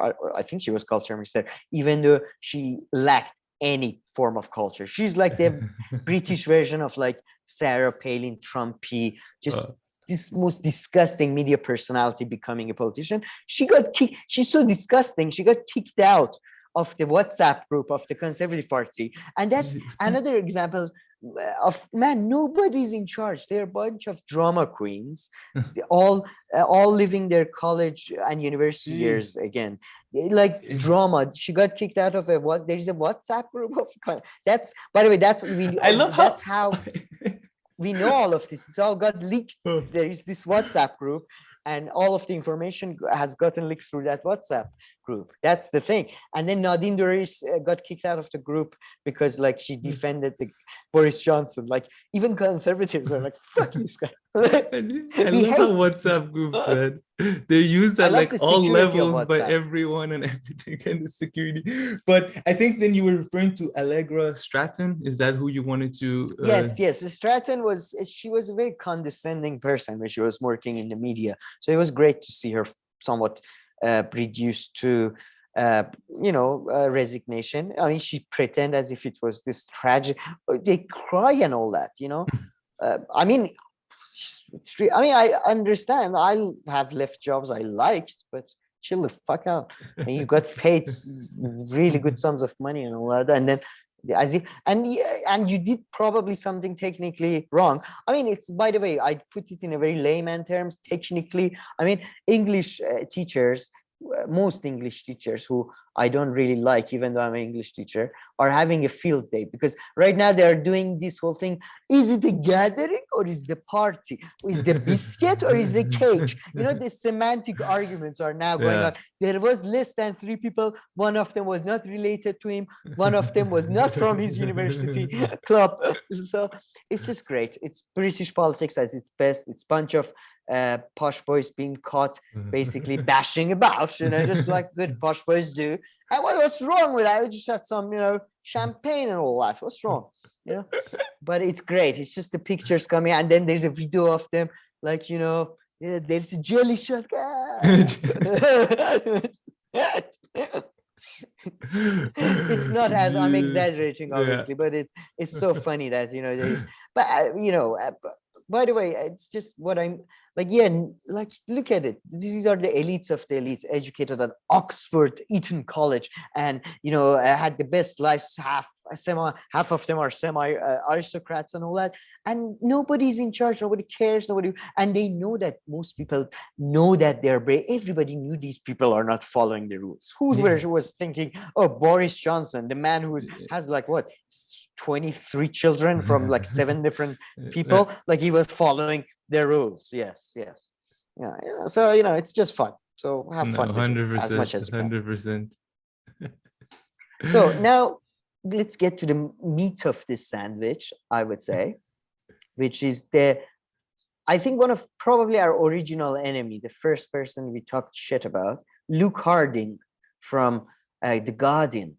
The Guardian, or as I like to call them, the goody two-shoes of the establishment media. Oh, they broke the rules of I mean, with the COVID thing, by the way, Guardian is doing that as well with the whole Conservative Party, and I love it. They're going, oh, they broke the rules and we followed the rules. They're so meanie. They're such meanies. The goody two-shoes. So, but this article by Luke Harding in Kiev and Andrew Roth in Moscow. So don't check it out. On the ground. On the grounds on both sides of the conflict. It's called Standing Up to Putin, which since Superman versus Batman has become compulsory in any substantive piece of literature. Standing Up to Putin, how Russian threat has toughened up Ukraine, Zelensky. Zelensky is a comedian, actor, turned politician who so far has provided, like, he's been mired in corruption scandals within like 2 years, like he turned corrupt. He has beaten AOC's like a speed time in like turning, just doing a fucking, I don't know, don't you get a whiplash when you turn around that fast? I thought there is a physical problem with that. But yeah, has become a corrupt politician that is basically is trying to regain his authority and his some legitimacy by acting tough against Russia. And I love how these people, like kind of like Boris Johnson, who wore police costume, they wear military clothes and all that, as if like if the president is doing like, I know how to fire a Kalashnikov, so that probably proves that I'm good at military strategy and politics. So yeah, this article, which is terrible, starts with, in 2019, Volodymyr Zelensky wrote a protest vote to victory in Ukraine, telling his supporters he would jail corrupt politicians and negotiate directly with Vladimir Putin to end Russia's war in East Ukraine. So like the first paragraph, the first sentence is admitting that he's just betraying pretty much everything that he has stood for, right? I mean, if you agree on the corruption thing is a bit contagious. It is contagious, but it is also contentious as well. Jesus Christ, tough words in politics. Nearly 3 years later, Zelensky is staring down the threat of a Russian invasion while he rallies, and the threat of Russian thing is highlighted, a reference to where another Guardian article. They say, oh, the Russians on the border of Russia. Be afraid. Yeah. And the threat of, while he rallies Western powers to his side and calls for aid. We know what it means to defend one's own state and land with weapons in hand. What the fuck? I don't know what that means. He said during an address last week to Kiev Jewish Forum, under pressure from Putin, Zelensky, under pressure from Putin every day. Zelensky, you bastard. Why do you have Ukraine? I want Ukraine.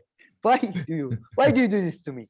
I mean, Russian, like one of the biggest Russian gas from the pipeline is going through Ukraine.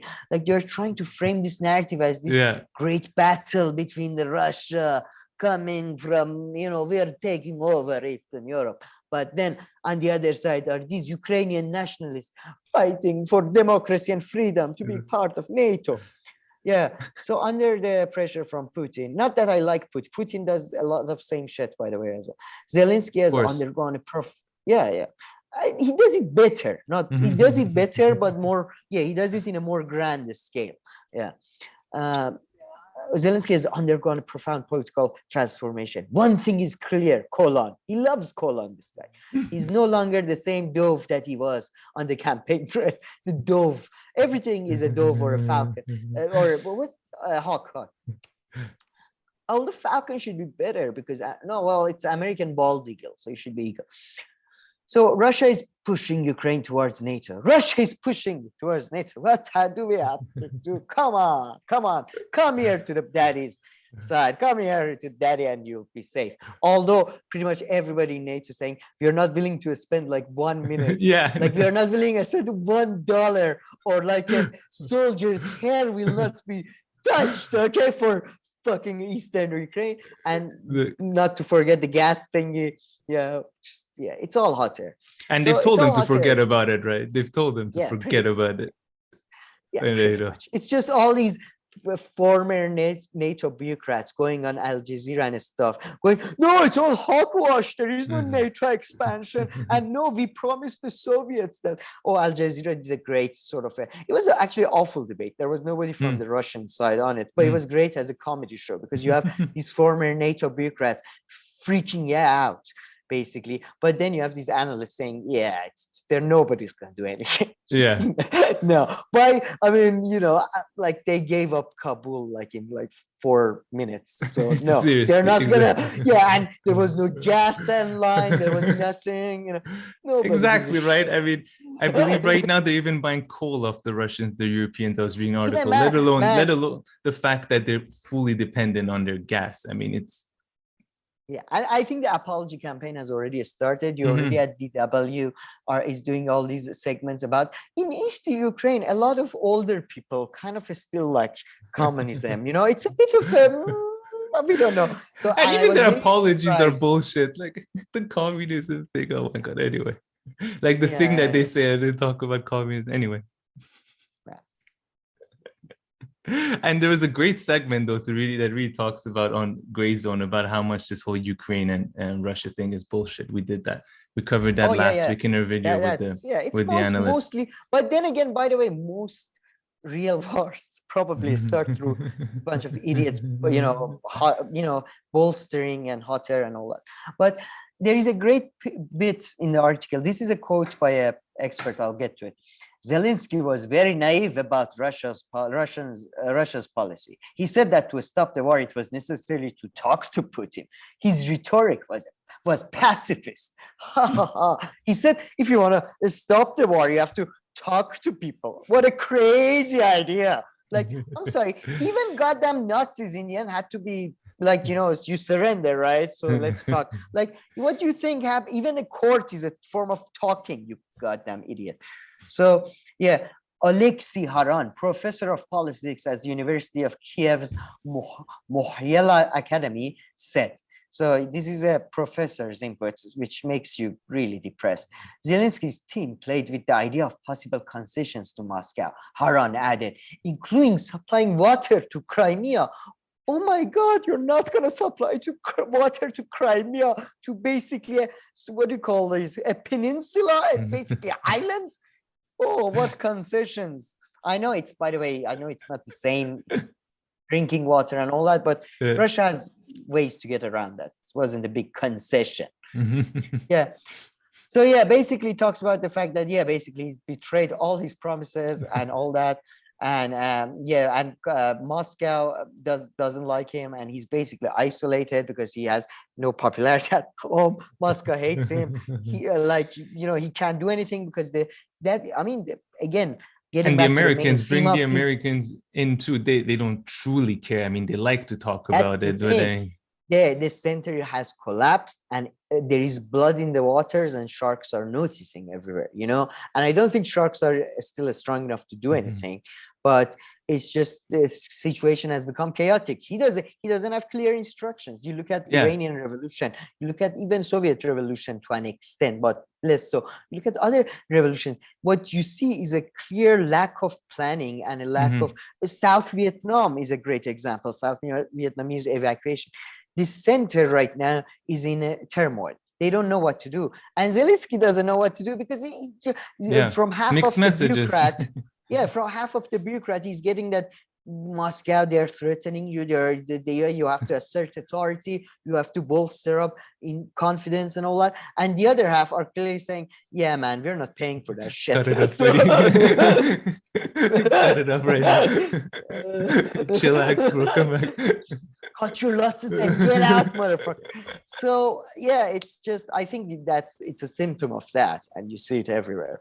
So to get to the larger point, but yeah, don't check out this article, but check out our channel, which is very, very, we don't have any biases or anything like that. Of course we do, everybody does. So just clarify. And we contradict ourselves and each other. It's fine as not contradict each other, but we also contradict ourselves every other sentence, but working on that. Yeah. I mean, yeah, you have to engage in a healthy amount of hypocrisy if you want to engage in political discourse of any kind. And very well put. Yeah, exactly. Nothing else nothing else geopolitics to mention? No, the meats, which I should have left for the middle of the sandwich, not at the bottom of the sandwich, which shows you my my great skills at sandwich making. So, you know, just sorry about that. No, but that was good stuff. Good overall as well. And I always forget to say this. Maybe I'll just say it now for fun. Please like and subscribe. But we're going to reintroduce one of those little Bing things soon. Yeah, they haven't done it in a while. More fun. They're gonna make a comeback. No, they're gonna make a comeback. But okay, Sam, I think we have a few smaller stories also to just talk about and chit chat stuff that we watch. So let's go back to Progressive World Online Extra. Okay, so I actually saw this poll through the Vanguard. They did a little segment of it, and they were quite surprised with the results of this poll. So Breaking Points keep on doing these polls, and there's another one we'll show out. I mean, most of them, I don't understand the point of this poll, except I'll give it to this. They get like huge interaction. Like they get hundreds of, like over 100,000 clicks on them.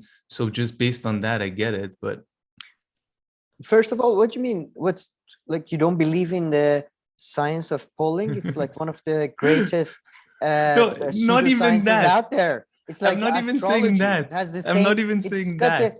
It's got the same level of accuracy as like you know, reading into the stars and palm reading. So I feel so that's on the science of polling, but on the it gets great engagement. It's part of gamification of life, you know, because you feel like, oh, let's see which camp, my camp is bigger or the other. You know, I do that all the time, by the way. So I'm it's guilty just their as charged. Polls, let alone like, you know, whether I just don't see how they're valuable to their kind of thing. Like, I mean, you know, I've thought of doing some polls on a channel, but anyway, the ones that they do is exactly. No, it could be very valuable to us as producers. To get to know your audience.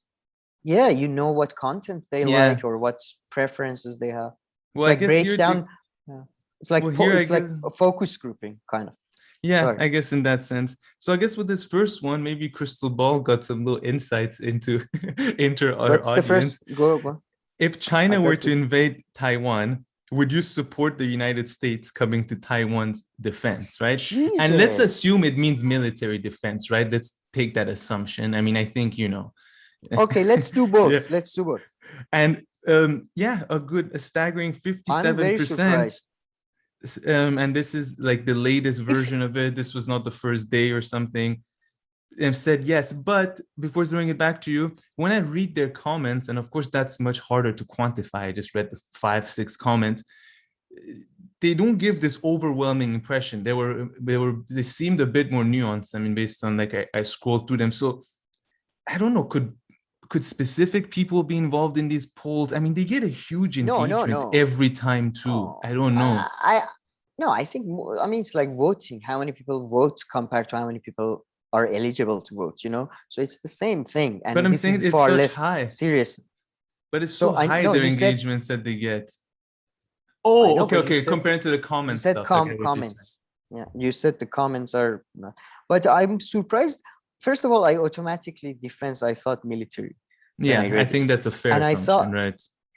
Yeah, I was very surprised at the 57%. After you said maybe it was not military, okay, now maybe I can. But 57% for me is surprisingly high, even though I know they are basically nationalist, socialist channel. Very, very comfortably, they ignore certain stories about certain international stories, but then they suddenly, that country becomes important again when it's suddenly fits the narrative, which, by the way, we do that too, probably, but we try to do it, we try to allow our unconscious id to drive it, first of all. Second of all, we don't pretend to this is a coming together of but I'm surprised, but I shouldn't have. But yeah, I mean, because you take Sagar's stance into consideration, he's with the Uyghurs and all this, put 2 and 2 together, it makes half sense, but still that overwhelming. 57. So yeah, I wonder, it'd be nice if Crystal Ball, like if she addressed and she looked at this poll or something, maybe she did in a video, I don't know. But they should address this topic, I guess. Yeah. I'm sure they have, we probably haven't seen it. Yeah, probably. And just check out the second one real quick, and then we'll move on. So this one asks, was Manchin right to tank Biden's Build Back Better legislation? Yes, got 56%. I mean, look, again, morally or in his personal materialistic personal interest? No, I guess here they're asking, I guess I would interpret this question as for the sake of the American population, like for the good of the people. Was he right to tank it? No, of course not. But for himself, but it's forget about himself. I think I mean, that's why I hate. Was Manchin right to tank the Build Back Better? Was Manchin right? Yeah, but the onus was on the Democratic leadership to force him not to abandon it. So yeah, he, in a way, because right now, from his perspective, man, again, this is a bleeding animal, Biden, and you don't want to be associated with the bleeding king, at least you want to be one of the guys who stabbed it, what I mean? So he's doing what's best in, like, it's not right now good to be associated with Biden. It's good to be associated with being against Biden. But let's put that aside for a second, very quickly. Let's just say he's willing to even go down as long as he's doing something right for the Americans. So if let's just play that, would you then be surprised that, like 56% think that, it was good? But in the comment section, some were writing that, like, maybe a lot of us say this because the bill was so watered down or stuff like that, who cares that he kind of tanked it. Maybe you can kind of go with these kind of different interpretations and views. But yeah, their polls. I don't really. I don't know. Really piss me to be off. honest, their polls are pretty bad as well, because I mean, I haven't seen all of them. Based on these two, I'm saying they're pretty bad because they're not. If there was actually science to polling and all that, you shouldn't have questions that are vague. You shouldn't have leading questions. You shouldn't have all of that. And these questions are both vague, and sometimes I think this one is to an extent leading, although I mean, leading, maybe I'm pushing it, but it's definitely vague, both questions. Yeah. So, I don't think the first one perhaps wasn't that big. I was just trying to be really like fair, because defense typically means we interpret it in like, military defense. Oh, America technically is defending the central government of Afghanistan still, to this day. True. But okay, Sam, since we mentioned China, did you watch that quick load? I watched the 26 version of it. Jackson Hinkle debated Leftward Bound on Xinjiang and Uyghur claims. You watched the 26-minute version of the debate. Oh, sorry. I thought you said I watched the 2016 version. I was like, oh, no. I didn't. 26-minute version of this debate between Jackson and Hinkle and I thought it was slightly better than some of the debates on the issue. I watched these things because to get more information on the details of the thing, and I got some stuff out there, but yeah, overall it was just like people don't trust each other's sources. So it's like at that point, I don't see the point of debates really. That was the whole thing, right? Because the one guy based his claims on Human Rights Watch and Amnesty, and the other guy wasn't saying that there was a genocide. I want to be fair to him. He didn't say genocide. Yeah, the other guy was reasonable. Yeah, he said it was they're being oppression, which I 100% believe it. Like people, like prisoners in the US. Yeah, exactly. So I mean. But yeah, and then he was like, oh, no, I don't believe these things, these claims. And, Jackson's kind of a lot of what he was saying was that, Human Rights Watch and Amnesty are on the wrong side when it comes to these things. And he's saying, they support American. And he was saying, no, like, they put out claims about Palestine and Israel, and that goes against the US. But outside of like Republicans and conservatives, maybe in the US, people, even like mainstream politicians in Europe and stuff, and UN organizations, you can criticize Israel. It's moved to the stage where I think for a while, for quite a long time, where you can put, press releases and all this and going against the Israeli government. So it's not like the best example of showing that an organization isn't necessarily aligned with the US, because it's become one where it's more acceptable.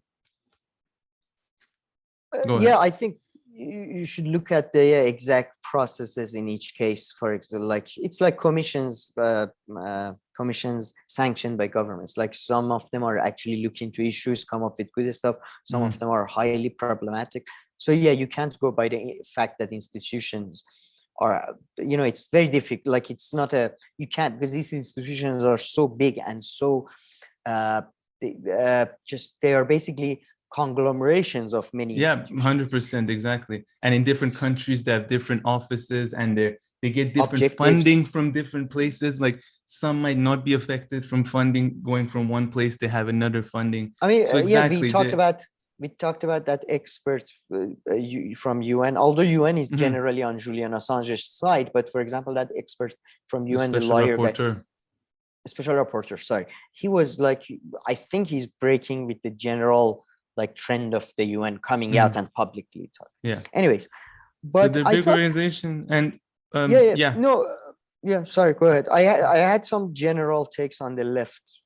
I have one take on it, on this whole on the whole Uyghur question, which is that okay, we can discuss what level of oppression there is happening there, what level there is and stuff. But my question is always like, so what is this leading to? That is where my problem comes in. If then your next argument is that depending on the level of oppression, the US should attack China and stuff, that's where you kind of lose me in this conversation. But if you want to talk about the situation of a population in a country and how they're being treated and all that, that I find interesting. It's just, and they didn't, I'm not sure if they went there. I didn't listen the last 5 minutes, to be frank. But yeah, if they went then towards that, whether you should attack or not China based on what's happening to Uyghur, that's where you kind of lose me. But I don't think they both, no, they didn't. I think they both agreed that it shouldn't be, that shouldn't happen either way. But one of them was saying that this type of coverage leads to war or leads to that type of thing.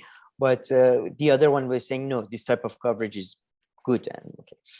But no, I just wanted, going back to what Mr. Parenti said, and then Slavoj Žižek's, comments about about the, left and future. And I said, like, that's what I'm talking. Like, I feel like maybe now the left will, like, I just abandon, like, because they were doing these debates with like right wingers for a long time. Maybe now they will be more focused on their own, inward looking, and that might be actually a good thing. I don't think you think so? You should spend a lot of time No, I don't think you should spend a lot of time pursuing people at this point. I think at this point you should just focus on finding who people like-minded, because all the knowledge in the world is out there. It's just so easy to know. So I think at this point the left should just focus on trying to find the right people. And that was like, I thought maybe positive. Yeah, so I mean, that's pretty constructive debates, constructive discussions, Yeah, it wasn't the worst one, except although you are right, the boggling down in the sources really like just allowed both of them to just be like this and that, and then that was it. And there aren't other sources. They're right though. Then there's like apparently this right-wing person who said some stuff, and then that's all we know. And the other proof is Chinese that government genocide doesn't allow. Yeah, and the other proof is that genocide most likely did not happen, because there are still 10 million of them or so. So I mean, I don't know. Maybe that math is a bit wrong. From it. Maybe the math is wrong. But when you talk about oppression and all this, that's different. But okay, that's that. And then also Jackson Hinkle, I think, made a little video, made a long video, and in it he mentioned that Aaron Mate has he says that he wants to debate, of course, the the other guy on Oh Syria. I remember. So, and That's Aaron I would Mate. love to see that, but I don't want it. Yeah, I don't want the gray zone to do it to give him the publicity. You know what I mean? Because I wish, yeah, if I think it was Aaron, I think it's Aaron Matis as TYT. That would be good if TYT hosts that. Yeah, and They're what's the name of the other guy so people know what we're talking about? Patrick Hillsman, I think. Yes, Patrick Hillsman. He was on the Young Turks a while ago. He did that segment on great expert on the issue of Syrian thing. Yeah. So Syrian war. We're not near Syrian war specifically on because the focus is so on those I meant he's a great issues. expert. Yeah. On those gas attacks and stuff. But yeah, if that debate happens, it'll be fun. Aaron Matis should have a nice field day. Yeah, I don't know if he's the one who floated the idea that it should be on Young Turks or if it was I thought it was Jackson Hinkle, but I mean, to be honest, in reality, it will be a shitty debate because again, it will will be reduced to I don't believe your sources, I don't believe your sources. And the idea, there are two kinds of debates I've come to realize, right? There's like a debate where you both want to kind of move to an understanding and learn better, and then the second debate where you want to win. Yeah, and when you want to win, unless the other one is really below your level and really doesn't know anything, it's just gonna. Yeah, it's either a mud fight that your sources are shit, you're mud throwing, or it's just two people talking parallel. Like I say my things, you say your things. It's not great. Yeah. But okay, I think that's that. So before we do that's why I think the most informative program on TV is probably Graham Norton's show, where everybody sort of gets half drunk and gossips about celebrities. I haven't seen that one. But okay, before we're gonna wrap up this episode with the special on the Iranian festival. It's also a festival in other countries and its history and how it's linked to Christianity and other things. And of course, a little back and forth me and Sam might have on Elizabeth Holmes or not. It kind of depends on the questions he's gonna ask me, but I have a suspicion that there's something I've said before which has brought about a debate. But that's for after. Before that, Sam, you sent me some Chapo Trap House stuff. There was a bit on Trump, populism, and some monkey story you keep on referring, which I don't know what you're talking about. So the floor is yours. The Chapo Trap House one was, in their latest episode, they talk about the term populism, and we've talked about it on our channel. And I think I found somebody who I thought like sort of maybe agrees with me in that populism is not in my view, it's not a very useful normative term. It should be used as a descriptive term. And as in like, what is the most popular idea? Because that's what it literally means when you hear it in the syntactic way, in the word, like the way vocabulary is usually traditionally. And Thomas Frank also says that, right? He doesn't disagree with that. No, but Thomas Frank says no. He says Thomas Frank is a historian, very very detailed historian who looks at the creation of the word populism and how it was created in Kansas and how they specifically meant it as a term to bring about the working classes of like white and black and other groups together. So popular ideas that kind of went through all these classes, transcended all these classes and races. Oh, races, not classes. Yeah. So and you can say the people who's like it's saying like it's like the people who say Jesus' original writing. If you read Christian, like he said, turn the other cheek. He said, help the poor and all that, and it doesn't fit in with what people who follow Jesus are doing right now, right? So they say that, but that doesn't matter. Like I think you should understand terms as a descriptive thing. If you wanna like it, because otherwise it's a semantic and academic debate about the etymology of words, in my view, and it's fascinating and it's interesting to me.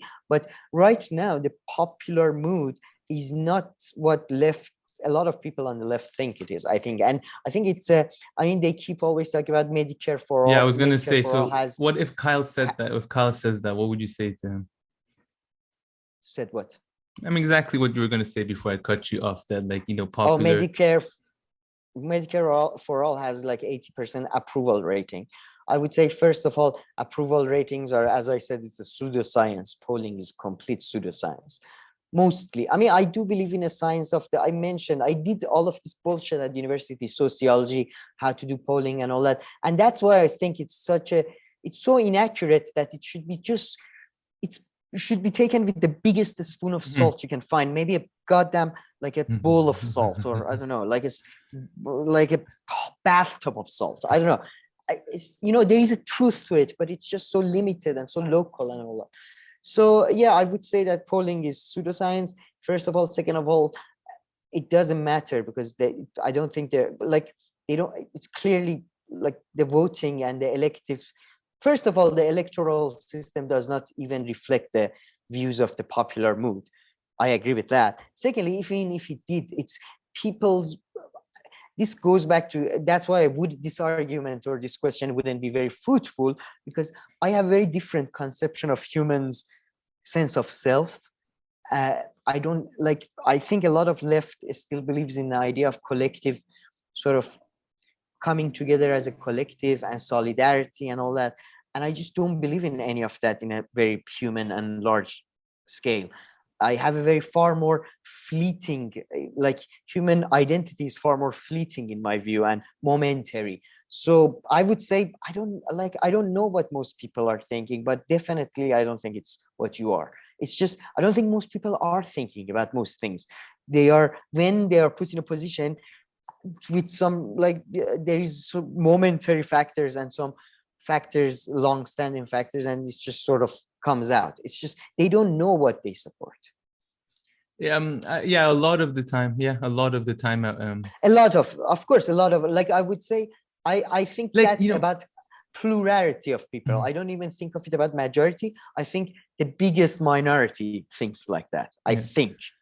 It's just, again, I'm going based on such like shoddy evidence and shoddy things that I hate myself too. So no, but I mean, just sticking to Medicare thing, like I would believe if, like, the polling and stuff says, most people would like better healthcare system or like better healthcare, right? I think everybody would kind of agree with that. Enough, exactly. But if you go down into the Medicare thing and it becomes a politicized issue once again in the US, you're telling me those polling rates that we know everybody likes to throw around, those will be reflected in people's voting and stuff. I mean, maybe if there was a direct referendum, not to mention gerrymandering, Republicans and Democrats and all this aside, and somehow carry the referendum on the thing, and then it would happen if it was there, what we would reach. But as soon as you start, like, digging into these things, what that poll was saying, I think, would start falling apart. But yeah, a lot of Americans have horrible healthcare, systems and insurances and practices. Wants a better healthcare. Yeah.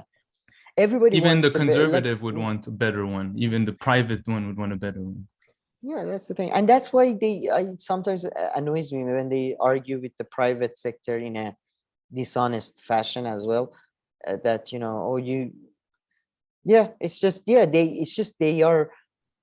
are just, don't argue with their principles, argue with them on realities, that your methods have failed time and time and time and time again, and I will not try them again. Don't argue with the principles. They probably agree on the principle, like it's good for everybody to be able to afford. That's why they say affordable healthcare, because everybody can agree with that, right? Yeah. Jeez. But I mean, one thing from this Medicare stuff, and this comes from the right wing that I hate so much, is when they come up with this bullshit argument that people don't want to lose their doctors and they like their doctors, as if there's a state system. I don't know what happens. You have to go see a doctor in a different country or a different state. That is one of those right-wing goddamn like points that they just throw in there, and it seems to, I don't know if it works or not with some portions of the population, but it's such a stupidly annoying one. Like, most people like their doctors and they don't want to lose it. I'm like, what?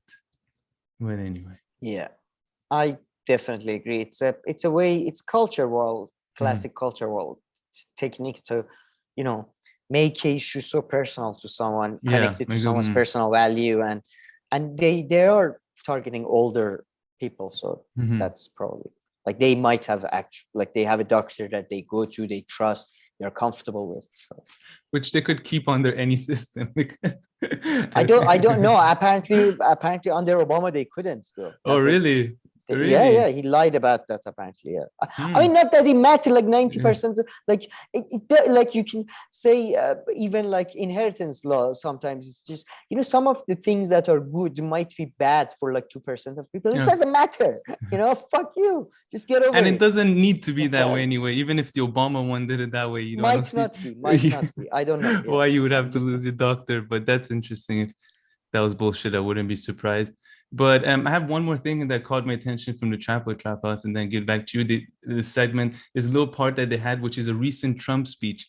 And apparently Trump, during his speeches, he kind of brags about the vaccines because, well, it was during his administration when it was really, just Biden. shows you how influential and important political leaders are, elected especially. So, Biden was just there to, take it to past the finishing line. But if not, then it started under Trump and everything. And apparently, whenever he's in these crowds and he's giving these speeches, what Trapas is saying, and the thing of vaccine comes up, they're all confused because Trump is kind of not giving the right talking points. He can't help himself. He wants to he wants to be like, I did this. I saved all these people. He says, if not, it'll be like the Spanish flu and on. At the same time, he wants to say that it wasn't a really big deal. It was fuck that. But I beat it. I beat that. So, I mean, when he runs again, he'll probably have to put that one aside, put his ego. I don't know if he can just for that one. I would love it if he runs again, but I don't think. I mean, I wouldn't love it in terms of actual politics. I would love it as a spectator, but it would be, it would be. I don't know. He seems too lazy, I think. I don't know. We'll see. No, I don't know. I used to think that too, but because he's not doing politics, he's doing his own thing. So. But he likes to do this. He likes to go talking around. I can imagine the rush that he gets after, one of these speeches. He doesn't drink. No, he doesn't do drugs. He needs to get it high from something. Yeah, that's true. Just McDonald's can't do it. It's a great episode, by the way. I would say the best progressive lefty whatever podcast or show out there, I think. Chapo. Yeah, they're great. Okay, so before we get to our last two stories, anything for this segment? Yeah. I got the short story that I read. It's a bit of this is just like, ignore this if you're interested into substance and all that. But it sort of changed my framing because we had that discussion about animals and are animals a slave to humans if they're kept and all that. And I was like, I was giving this like, oh, animals are all innocent and we enslave them. And, later on I said, just you hear these things that animals can be goddamn assholes too. And then I found out about this interspecies conflict going on. Like, it's not just viruses versus us. There are all these battles. This is from Guardian and BBC. And apparently, though, I have an update as well. But let's start. Monkeys blamed for hundreds of puppy deaths captured in India. Villagers claim animals were carried out in revenge killings after dogs killed an infant monkey. There's a picture of langur monkeys in West Bengal. And it says like two monkeys that allegedly killed hundreds of puppies in the Indian state of Maharashtra have been captured. I love it. It says captured. I would have loved it if they said they have been arrested. Their Miranda rights have been they have talked to the lawyers. They deny all allegations. They say they have alibis. It's like or like O.J. Simpson. Can you believe there was like a whole like O.J. Simpson? There was a whole car chase with the monkeys driving and then cops following them, all that. I would have loved to see that. Sorry, my lights just went out here. No worries, it's all good. I don't know what happened. After. No, you still look good. It's fine. But the monkey thing, it was Jesus Christ. I forgot about how awful and just violent animal kingdom can be, as well as human kingdom, I suppose. I mean, humans are part of animal kingdom. But there was this morning when I was preparing for this, there was an update from BBC it's BBC Persia, so I can't read any extract from it. But apparently it says that the people who are going to follow up on this story are it's not clear if this is true or not. It may have been one of those stories that there was one incident, but the locals sort of made it bigger and bigger and more famous, kind of like the famous Dutch boy with the dikes in Holland. He puts his finger, apparently, like it's apocryphal. I don't know, like a fake story that gets, so it might be fake, and I haven't been able to sort of like it's apparently in the first reporting it was 10 to 15 puppies. Then it became like in the second reporting it became 40 puppies, and then on and on and on. So it's an interesting one. Yeah, no, definitely. But I mean, when it comes to monkeys and different kind of monkeys and gorillas and all these kind of animals, I mean, they do stuff like they have social classes and social norms and outcasts and these kind of things, and alpha and beta and all that. And monkeys with their hands and stuff, they can do crazy stuff. They can pickpocket stuff for all these things. They can grab things and all these things. So I can see them kidnapping some. I remember reading about how like chimpanzees kill for pleasure sometimes, and lions kill other lions' children. Male lions kill other male lions' children so they can mate with a female lion, which is, by the way, like, I don't understand. You just kill their children, and the mother is like, "Yeah, let's go for it. Come on, let's hit the hay."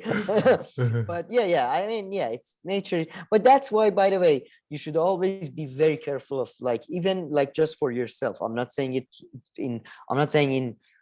criticizing anyone, but in your head, when you try to sort of, because it's very attractive to analogize from what you see in the animal kingdom to humans. But I mean, while we are part of the animal kingdom, just like all animals, we are a completely different creature as well. Just they are in their own ways. And yeah, you should be very careful with animal analogies or just humanizing them too much, or giving them too much of our values, or No, I think you said well with the analogy. Yeah, drawing, like, taking the analogies and parallels too far. The analogy is really yeah. But it was a crazy story as well. Like it was revenge killing, and there is this monkeys versus dogs. Who are you gonna side with? But I swear the dogs are innocent. Like that part I dogs believe. Are cooler. The dogs are. I don't believe that initial killing by the dog. That part I definitely don't believe it. You said there was it's gonna become like Patrick Hillsman and Aaron Mata. I denied there was it was a staged attack by the monkey community to force the cats who are the what do you call the hegemon power to bring them into the conflict. But oh my God. I mean, it's a small tiny one. Just the other day, 2 days ago, we were somewhere 3 days ago, and I just gave some food for cats, and there was like some ham, and we put it there, or it was their own cat food. And two of them come, and one of them just slaps the other one like this. So the other one goes away. This one ate, but then of course he got full and then walked away, and the other one came and ate. But I was like, I felt bad for a second. I was like, come on, eat from separate sides of the bowl. Why do you have to? No, cats. I love that. Cats love to smack people. Oh yeah, I saw. This was the best. One of my friends has a puppy. All my friends are slave owners. He has a puppy, and it was so funny, man. I didn't know this, that like cats can overpower small dogs. Did you know that? Oh, I'm not surprised. Yeah. I didn't know that. It was because he has a German Shepherd as well. And then I always like the German Shepherd goes to their garden, and the cats they're all gone. Like there is no but then this puppy, it went like and all that. I don't know what's the breed, I forget. And the cat just went just like a slap, like a proper open fist with a slap in the face, and then the puppy I was like, wow, you guys are like rough. I swear social media is like full of videos of cats smacking dogs or humans or pushing stuff on purpose and this kind of shit. I thought you're gonna focus on the pro cat propaganda. Cute.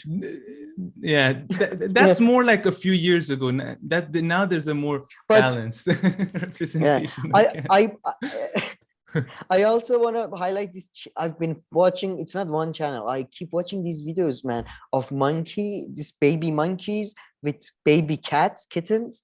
And they like, it's just the best thing on YouTube. If you have they were like, doing cute? if you want, yeah, they're really Yeah. cute. And they wear human diapers and all that. It's so cool. I love interspecies love. I don't like when they go to war with each other. Yeah. I like it.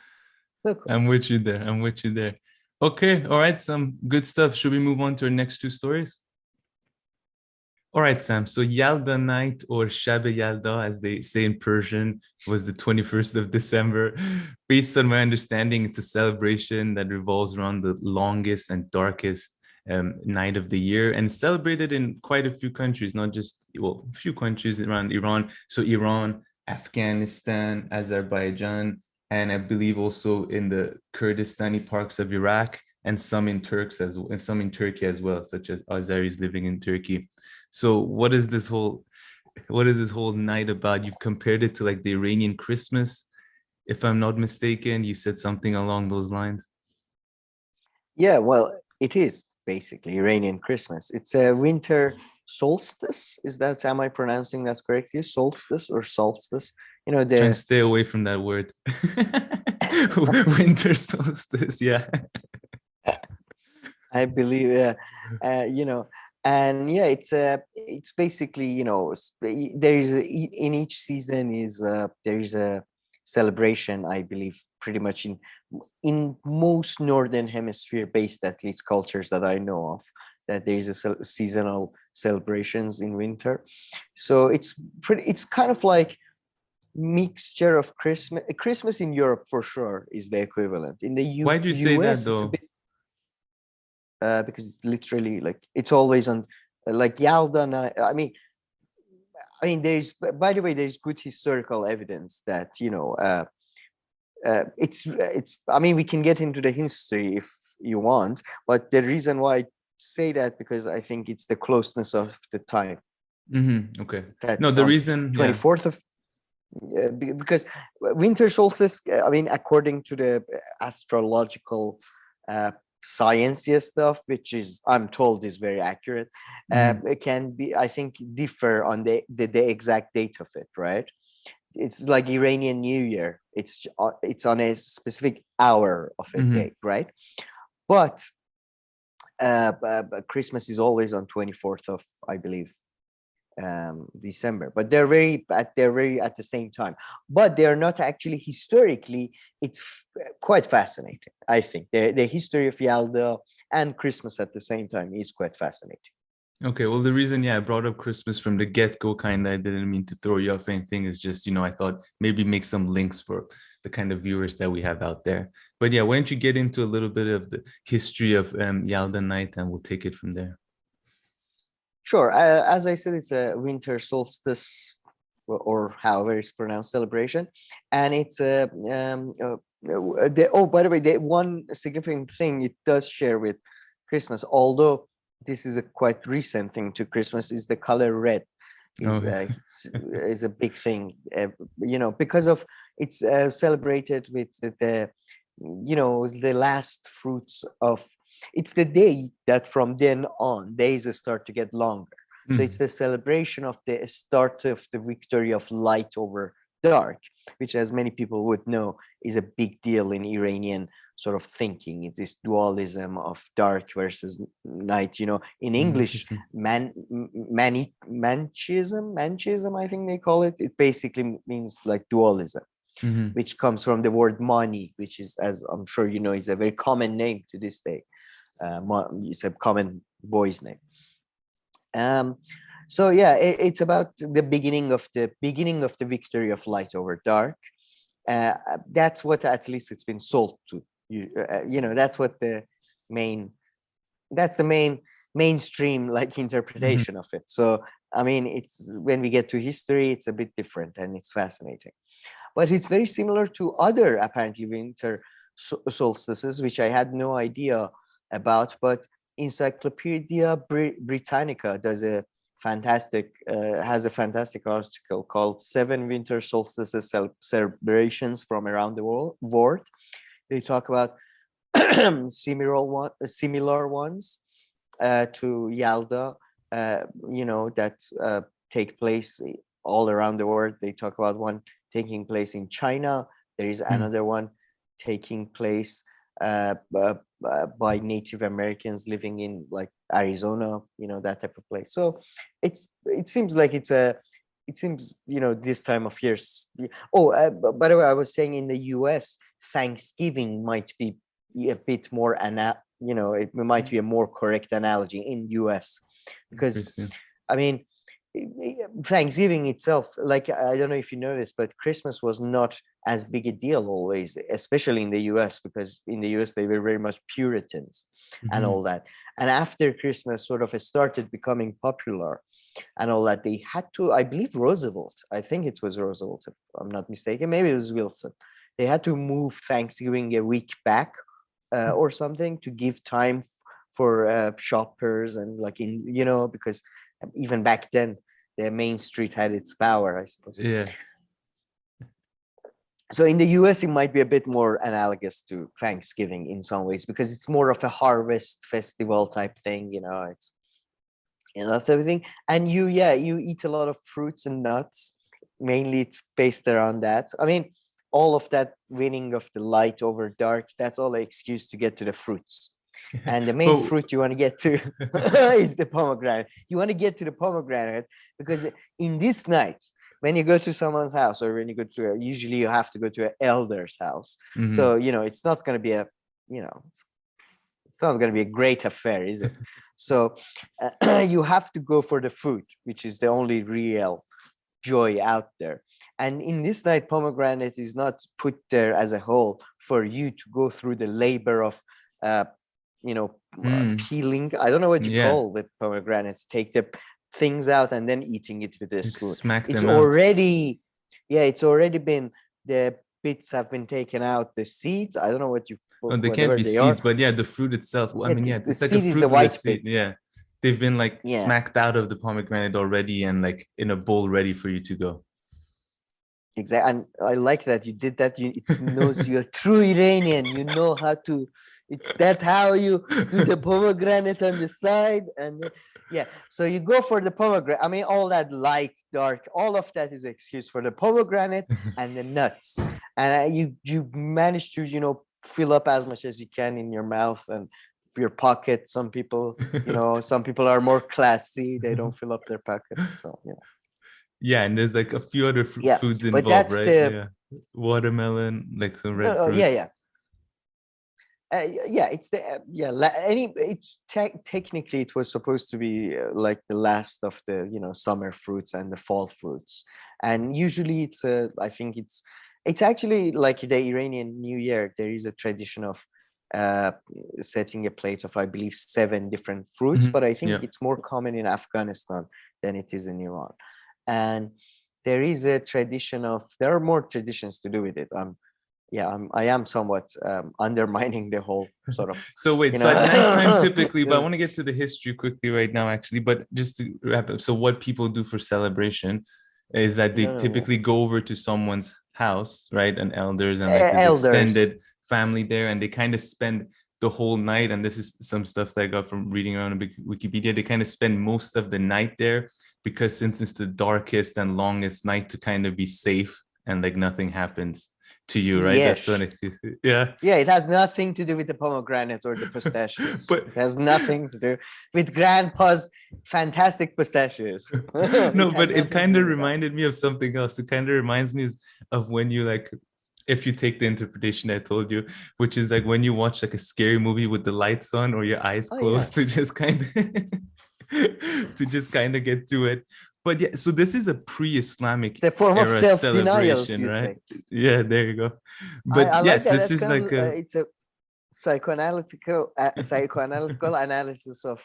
I mean, I think Jordan Peterson would be proud of you. You're getting something out of this. And Lacan. All right. Yeah, that's how I get what's it called. That's how I get through scary movies if they ever happen. So that's why I thought of that. But wait, so you close your eyes?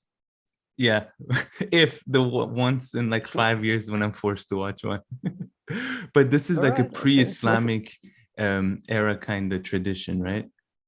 Yes, it is, but it is not as well. Let me finish up with the celebration things. There is also a thing about if you're a young engaged man, you sort of, or if you're like interested in a lady, this is the night to go for it or something. So there is some stuff to do with that.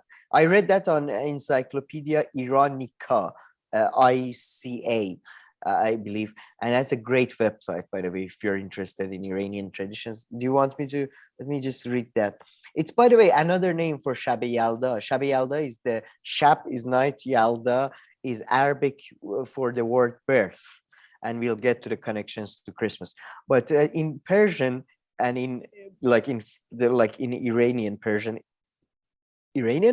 is that a word? Is that a correct I don't know. You category? tell me. I meant an Iranian dialect of Persian.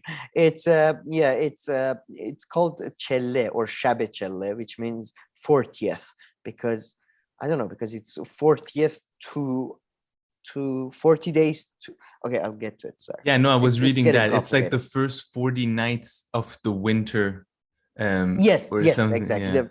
Yeah. It's the I just have it. In terms of traditional calendars, there are 3 Chellas in a year. One in the summer, Chelle Tabastan, 40 days of summer, and 2 in the winter. The summer Chelle, also called blah, blah, blah. So you get it. And I'll put the link to Iranica if anybody's interested in but it's had to do with the way like Sasanians or the pre-Islamic dynasty sort of calendarize the year, if that makes any sense. What was your question? I forget. So is it a pre-Islamic kind of tradition, and what is it, because it's not celebrated in necessarily Islamic countries, and Iran's an Islamic country, at least now. That's why I asked that question. Sure. I mean, yeah, to say that Iran is an Islamic country, though, I would say, I find your, to be honest, lack of knowledge about it's Iran is on a whole different it's you know what I mean, it's a whole different no, but I know that I'm also kind of asking these questions in this way because I imagine others might be thinking that way. Sure, others, yeah, sure. But yeah, no, I'm joking. Yeah, it's an interesting one. It is pre-Islamic, but unlike what a lot of, look, any modern celebration is a mixture of different traditions from the past, and if you go back way back enough, all of them are basically harvest festivals, really. Like, oh, if you got some food, yeah, like, let's celebrate. Like, that's basically it. That's what it is. But the known history of the tradition that we know of, it's pre-Islamic, but it is not rooted in Zoroastrian or Iranian traditions. In fact, it is very much rooted in Abrahamic tradition. And I told you it's in Arabic, it means birth. Can you guess maybe what is it related to and all that? I gave you a lot of hints. Christmas. Okay, so that is way beyond my area of expertise. I'll just name a few characters that I know. Moses, Jesus. Abraham. Yes. I'm sorry, but Christmas is. I gave you the biggest hints there is out there. It's Christmas. It's connected to Christmas, Christ, Jesus. Anyway, but yeah, it's to do with Jesus's birthday, and the fact is that the Christian. But guess who brought it over? I mean, come on, I've given you. Guess who brought it over to Iran? Who brought it over to Iran? Not even, you could argue, not brought it over. They were sort of. I mean, the tradition is. I mean, that's how it's written in history. But I assume we sort of. Is this a pop quiz version of the New Year's quiz that you were talking about before? Yeah. I feel like you're setting me up. Honestly, I can't even guess. I'm basically doing pop quiz. I want to do a pop quiz. That's the end game here, right? So it's, obviously you can guess the faith of the people who brought this over, right? Pre-Islamic, but not Zoroastrian. I mean, come on, the birth of Jesus. Their faith was? Well, the Jewish? Christian. They were Christian, Jewish. What are you talking Wait, about? what? Jesus! Oh my God! Oh my You've God! completely thrown me off. Oh, it's birth of Jesus, and you go for Judaism. All right, okay, whatever, man. I don't know. So Christians, yeah. right? Okay. Yeah, I don't want to do the pub quiz anymore. I feel okay. Yeah, the Christians that apparently Syriac Christians, so Christians that, because Syria is actually, even though it's a modern invention of post-imperialist, sort of post-European imperialist world, Psychopicto, everybody knows that they draw the maps and all that.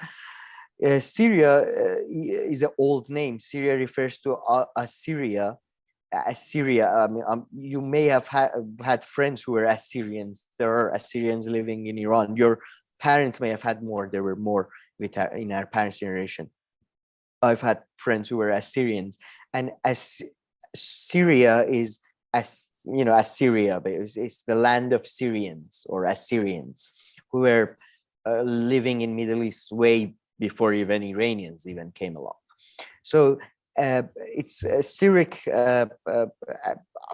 I assume there's the Christian Syriac people.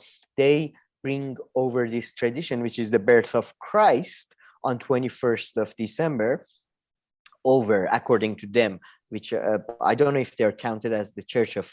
I think I'm pretty sure they're counted as the Church of East, but I believe this is on the first century after Jesus's birth, right? So this is not, I don't think it's still the official religion of Roman Empire.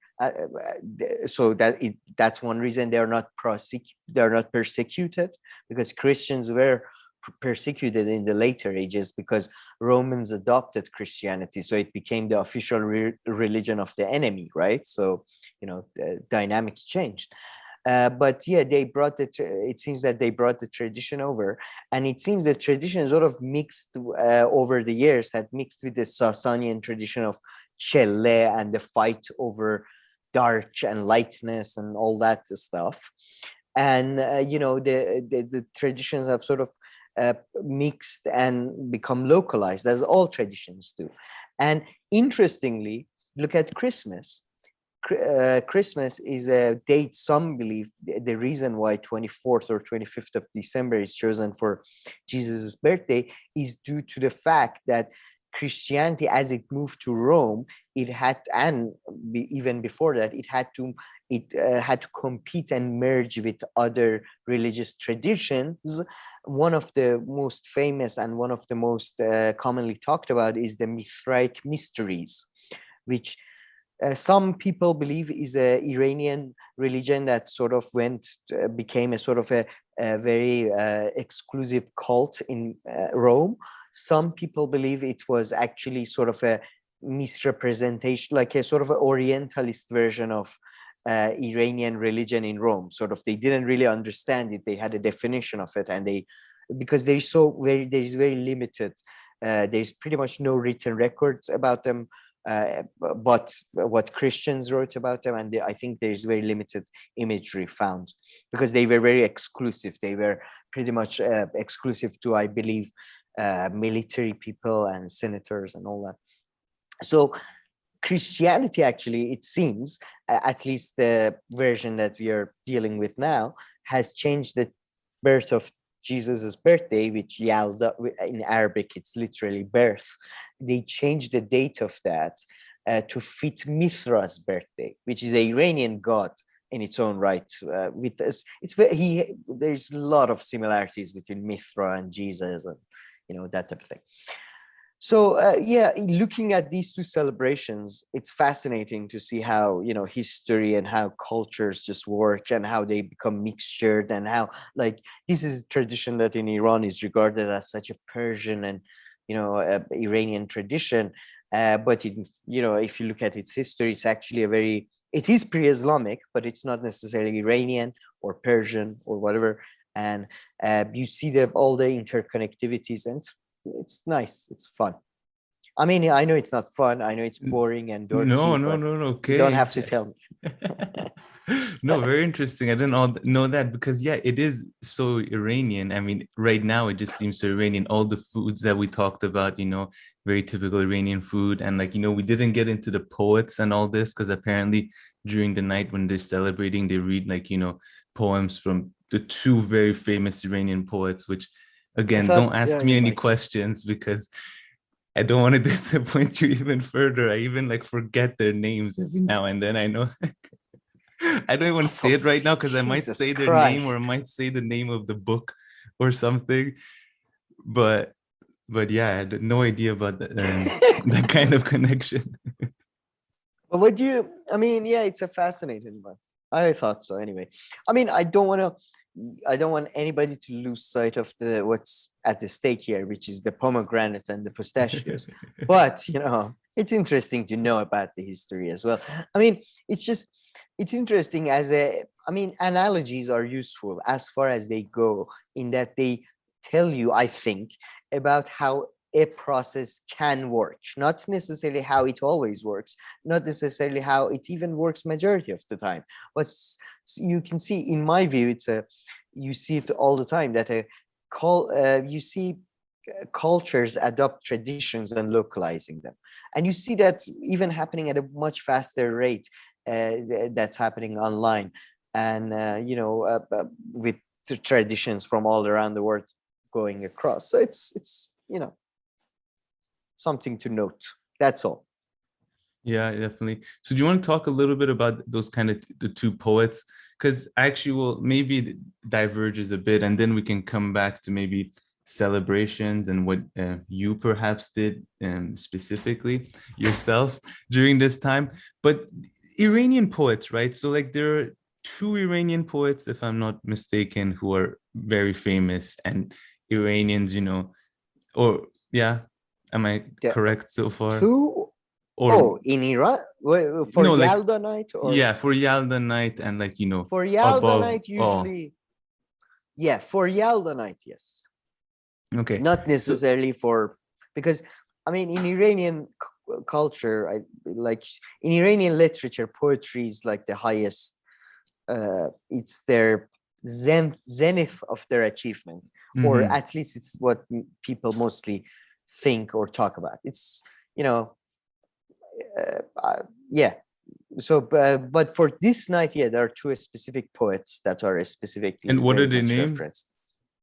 Well, it's Hafiz. Yeah. Who I think he's known as Hafiz, and there is Ferdowsi, who wrote the Shahnameh, which is the book of. It's literally translated as a book of kings, which itself was a sort of a translation, not a translation, but sort of a reworking of a book of gods or book of Khodayan from pre-Islamic era, which is basically the stories of ancient Iran, although nobody's quite sure which part of Iran and which era of Iran. Was it the era of Parthians, or was it the era of Achaemenians, which is the era I'm sure you know of, which is the Cyrus and Darius and Alexander and all the great characters.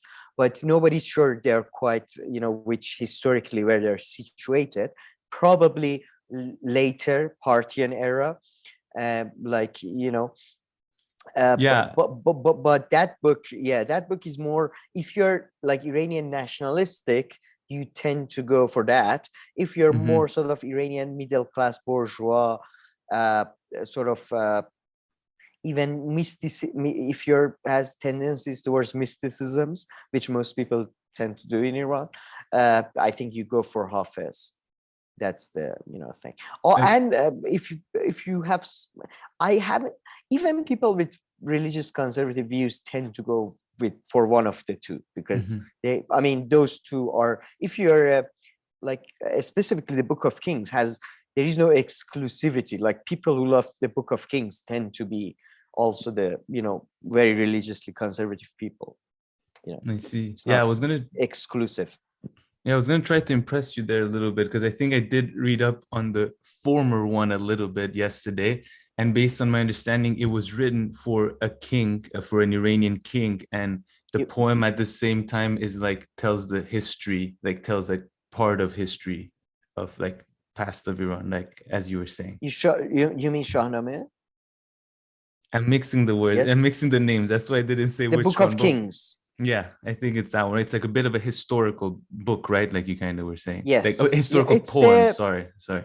Yeah, it's the equivalent of, it's the closest thing Iranians have to poetic Edika, which is I'm mispronouncing that for sure, by the way, because it's like a Scandinavian lost language of Iceland or something. It's this book that sort of has this narrative of where Viking and Scandinavian people, like it's this sort of origin story, basically. It's the Batman Begins of, it's the Batman Begins of Iranian literature.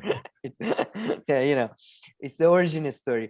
And then it leads to what people think is history. But by the way, we should really settle this, man.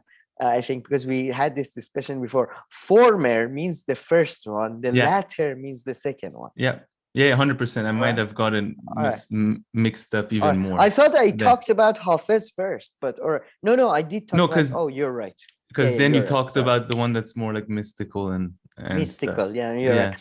But Shahnameh is that's like one of my great hopes in life, is to be able to do a fictional narrative out of that, because it is a bloody fantastic. Like if you're interested in Viking mythology or that type of bloody, like Roman paganism, like it's Shahnameh is a far more because it was written far later. I mean, I assume if we don't have any access to the Book of Gods, there are no copies left. We just know it existed.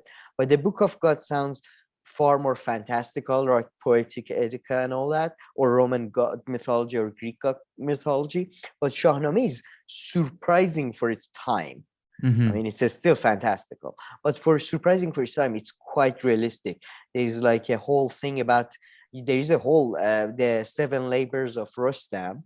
You could argue it could be interpreted, could be not, I'm not claiming anything, could be interpreted as a sort of a just war theory sort of analysis. In fact, it's about like this king that wants to expand, everybody tells him not to expand. It's fascinating. It's a good book.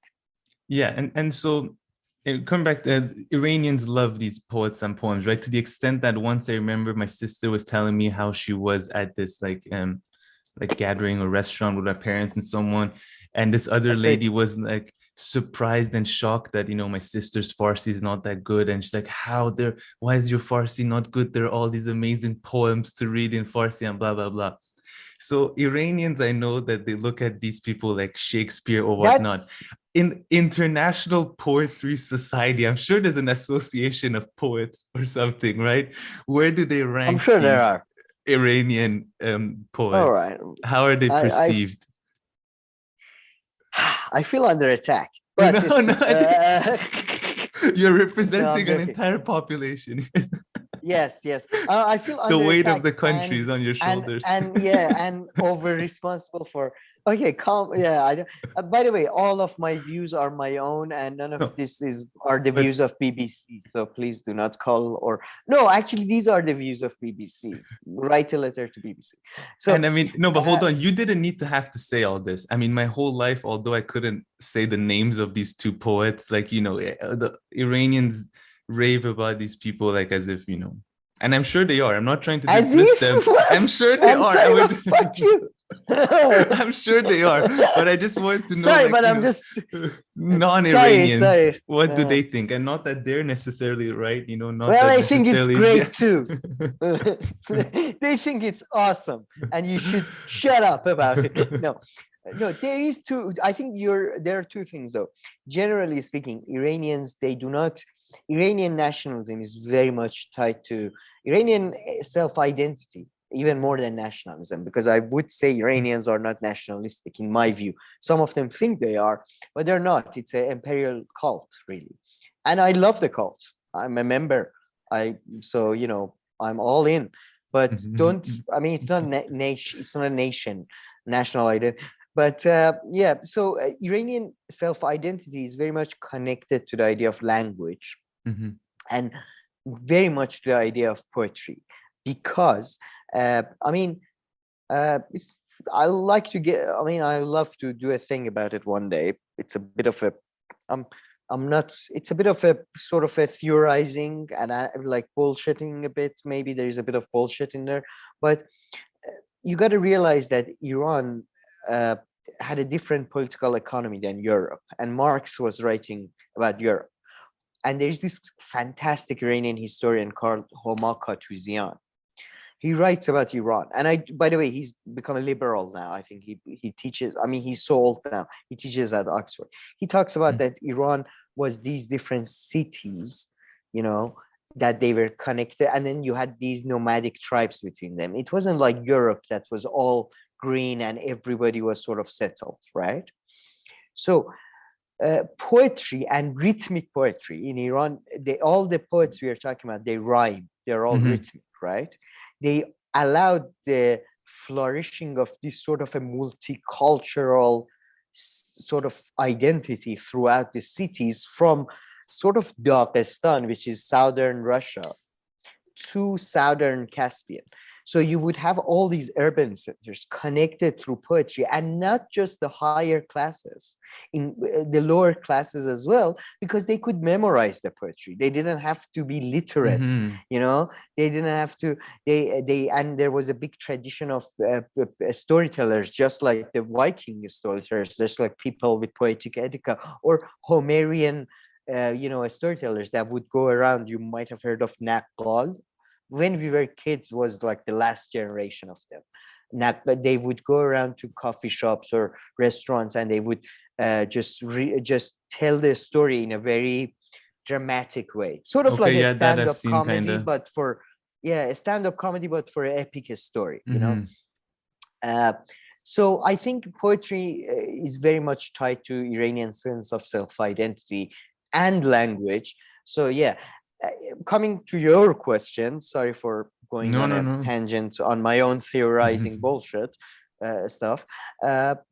Coming to your question about whether, I think, I mean, look, I agree with you that Iranians, the way they talk about it, sometimes sort of crosses into a slight prejudice. Sort of, we have the best poetry there is, and you know that sort of. I mean, who can tell what's the best poetry? Yeah, and I don't want it to like make what's it the best language. Exactly. And I don't want to make it seem like there's this association out there who like would know better and would be able to judge it. I just wanted to see, you know, what is another perspective around these kind of religions. No, for just example, so I'm not misunderstood. First of all, I like to talk about Hafiz first. But just to answer your question, for example, Goethe, the famous German poet and I don't know, thinker, philosopher, whatever you want to call Goethe, but musician, I don't know. But yeah, he was heavily influenced by Hafiz, the other guy we are talking about. In fact, Goethe called his work Divan, which is in Persian is a type of writing. As you know, Divan-e Hafiz, Divan-e Sadi, it's a type of it means collection. It's actually very close to the word magazine in its original form, you know, magazine as a collection, you know, gun magazine of articles type thing. So Goethe was a huge fan, and through the German, in fact, I would say German mysticism and German idealism, I think they were very much into Iranian poetry, mostly though Hafez and Rumi, or you might know him as Molavi, but in the West, they mostly knew him as Rumi. I'll get back to him. Before that, historically speaking, then in the British world, you have a huge influence of Persian poetry, because British Empire comes into contact with the Mughal Empire, or as it's correctly called, Gurkhanian Empire, because it was a Islamic Persian speaking, and the high culture, all of that was in Persian, or the lingua franca of the East was Persian, but they were Turkic and Mongolian ethnic background with Islamic faith, right? So in fact, most of Persian medieval, right, most of historical records of Persian are not in Iran, are actually in India. There is a huge amount of influence of Iranian, like people like Amir Khosrow and all that have a huge influence on British culture. But the most famous now, I have to look at what was the most fashionable at the time, but the most famous now and the most sort of the one that has the biggest legacy was Edward Fitzgerald's translations of work of Khayyam, who's another author. And Khayyam is far more like materialistic, and he's the most materialistically minded and skeptical minded of all Iranian authors, of all Iranian major poets, sorry. So yeah, I think it is. And far more recently, Rumi, I believe about a decade ago, his books became the most sold books in the US, because Rumi is just, because of his mysticism, and in my view, he's just stylistically, he's fantastic, but I'm not a fan of his theology, shall we say. But he's just he's perfect for liberal mass consumption. And like you had the movie a couple of years ago that won the Oscar, I believe, the one with not Guillermo del Toro, god damn it, that's a bit of a the director, Shape of Water, directed by Guillermo, God, I forget his family name. The guy who did Help. He's fantastic director. And I believe at the end of the movie, there is a line from Rumi that is sort of put there about love or something. Famously, I believe somewhere in the UN, some of the work of Sadi, another poet who, by the way, Sadi's work is the language of Persian we speak is Sadi's language, because it was taught in the school during medieval times, and until pretty much 150 years ago, his books were textbooks, pretty much, Bustan and Gulistan and all that. So his writing, he talks about all of humanity being part of one, and it's a very famous poet. That writing is written somewhere on the human rights, charter or building or something. So yeah, I think it's like, even, and the influence of, by the way, Shahnameh cannot be underestimated in Slavic and Russian mythology. Pretty much, you could argue most of Russian mythology is based on Shahnameh through Caucasus and Dagestan. So I think I think it's internationally also acknowledged that Iranian poetry is quite good or nice, whatever. I see. Very interesting. I love how like every now and then you throw in "as you know" and "as you've probably heard," and I'm just like shaking my head. And then I get like a vague recollection of something. No, but like everybody in the West calls Molavi Rumi, but we call him, like, nobody calls him Rumi, and we call him Molavi Rumi, which means he's from Rome, as in from Constantinople. But yeah. But I if you're finished with I would just want to add something about Hafiz. Please. I mean, I talked about Khayyam and Edward Fitzgerald, right? I think Hafiz, in my view, and it's a minority view among Iranian scholars of Hafiz and all that, but I think they belong to the same sort of a school. And Hafiz's work, in my view, should be looked as far more as a comedy. I mean, he explicitly himself says that I'm a follower of Obeidov Zakani, who wrote the masterpiece of Persian poetic comedy.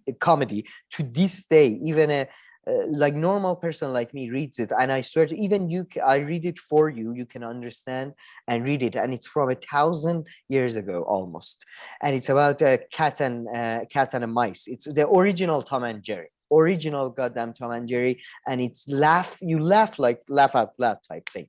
It's because it's so absurd. It's not it's not trying to make a point or anything. It's just ludicrous comedy. And Hafiz explicitly even says that I'm a follower of him in some of his stuff. And there is this, sadly, in my view, mystics sort of the cultural appropriation of Hafiz and took over Hafiz. And now Hafiz is this mystic and, all of that. And we do follow Hafiz, which is, they do on Shab-i Yalda, which is you sort of you make a question, you ask a question, and you open the book, and his writing is supposed to give you an answer, because his writing is so malleable and so both he's sarcastic. He's talking on both sides of his mouth. And I think that's how he should be viewed, not as this mystic who had some insight into. He never left Shiraz. I think the furthest he went was to Yazd, which is a city like very close by. And then he was very regretful. I shouldn't have left. It wasn't worth it.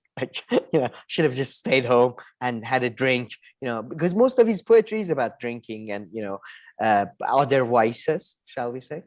So I just wanted to highlight that about Hafiz. But I do please read on it on yourself. My view is minority view, but it's a growing view. So yeah. I see. Okay, we've covered quite a bit of the poets, the celebrations, the history. Anything else to touch on about this Shab Yalda? What you did yourself, or any other things? Oh yeah, like to let's discuss? get personal. Let's get personal. Yeah. Do you ever celebrate it as a family, I don't know, or just? Man, I have very vague. I mean, very vague recollection. I don't think so. No, not really. Of course, Iranian New Year.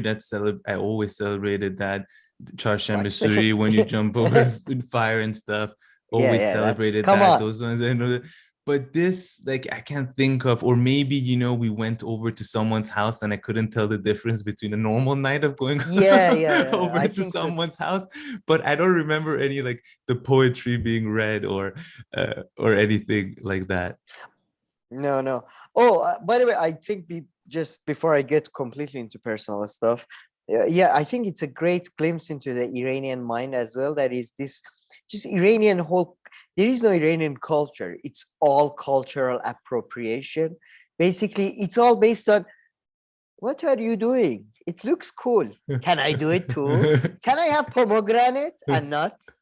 It's this, the whole Iranian mentality is basically, if I can add pomegranate and nuts to this fucking thing, this is going to be fantastic. But yeah, it's a great glimpse into, I think it's basically, that's the fact. I don't recall as a kid really celebrating it. I have some vague memories of being mentioned just as a discussion and all that. Mm-hmm. And as you say, parties with vague themes. But I do think actually in the age of internet and stuff, my Facebook page was going crazy. All my grandparents, my great aunts, my great uncles, they were all I don't recall all of them getting together when I was a kid for Yaldā Night, but now everybody's sending me videos of Yalda. It's funny that you say that. My mom just sent me this 2-minute video that's a compilation of people. Most of them are not even in Iran. One of them is Russia. You see the Russian buildings behind it and stuff like that. And they're singing and talking about it and dancing. They're I was okay. What's going on? It's fast. I mean, it's lovely, by the way, but it is. I don't remember it to be so hardcore when I was a kid, mm-hmm. as it is now. It's interesting. I mean, it's interesting, but I love that about it. That it's literally this Christian sort of celebrations that Iranians basically went, all right, we're gonna have that. We're gonna change some names and add some fruits and nuts. So and wine. Do we have some wine? Let's have some wine. It's red. Fuck it. Let's call it. It's Iranian now. It's all Iranian. That's not a bad idea. So I mean, it is how our culture has survived for more than 3,000 years. Not that you know of, but whatever. Hey, if you ever want to talk about Iranian football history or something like that, I'll be able to. Even that, I know very little, but I think. I know. Do you know Abedzadeh? Yeah. He was the keeper, right? He was the keeper or he was the player? I might have just, he's the keeper. No, okay. No, I destroy you. He was the goalkeeper. Yeah, he was the goalkeeper. Eagle of Asia. Okay. That's who he was. I don't know. They said. But I don't know that much either. I just know that you don't know anything almost. So apparently more than you, but that's true. Yeah, but yeah, I thought it was a good. I mean, I hope we provide some level. I mean, my main point, whatever. I hope we provide some level of entertainment in these videos. But the like secondary ancillary thing is like maybe understanding a little better some stuff.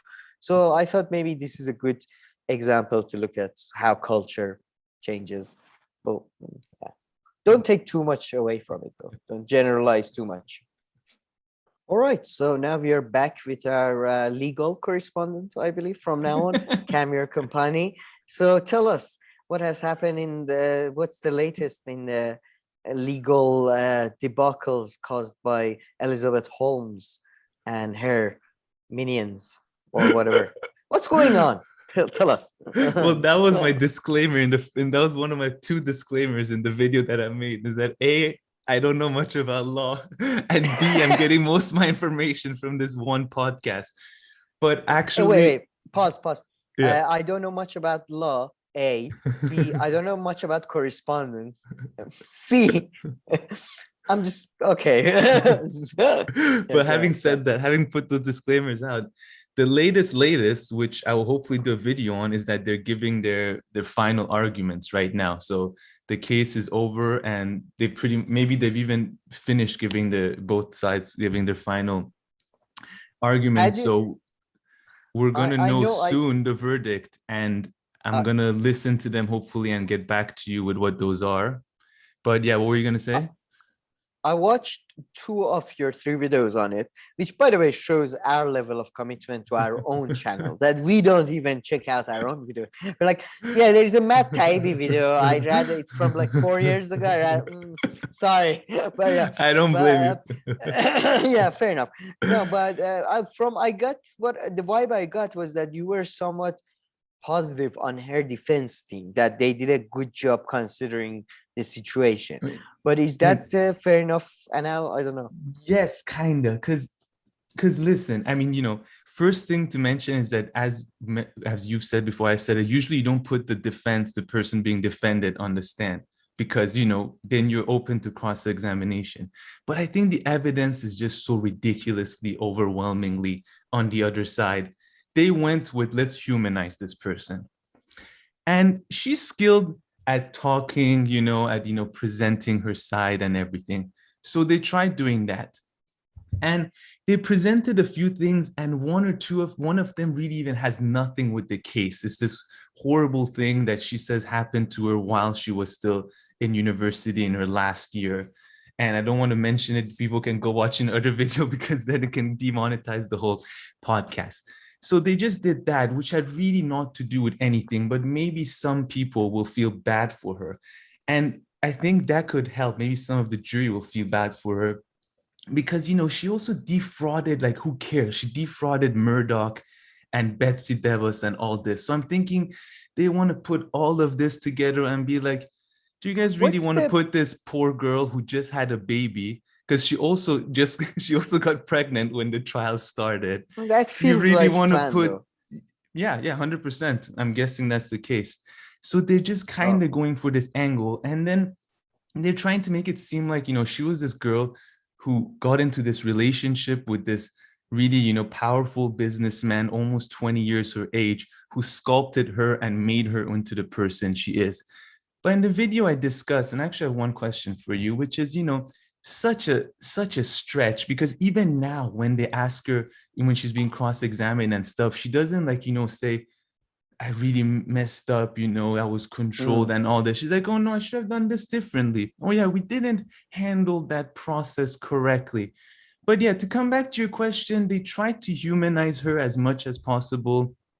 I don't buy. One of the things has nothing to do with it. The other ones is just to say that she was being controlled by this guy. But then there was text messages and emails that really don't add up. And as many people have pointed out, being in a toxic relationship is no excuse for, you can't get out of saying I did this or that. Maybe in some cases you can link them.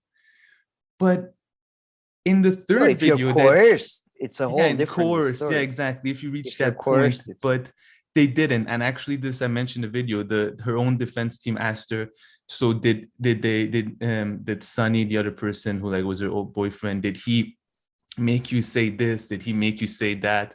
Did he make you lie to investors? To all, she said no. And in the podcast I was listening, that's a tactic that they wanted to get ahead of this, because they didn't want then the cross-examiner, the prosecutor, to come and ask these questions. And then it's like, so you did everything. So even she's admitting that it wasn't coerced.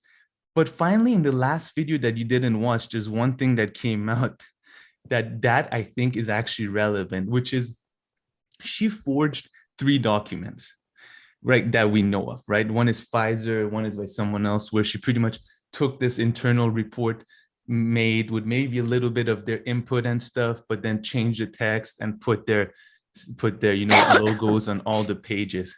And apparently at the end we find out that she even, shit I would do to yeah, but then she shared these documents with Pfizer apparently. So Pfizer apparently had seen this forged document, which makes you question a lot of things out there.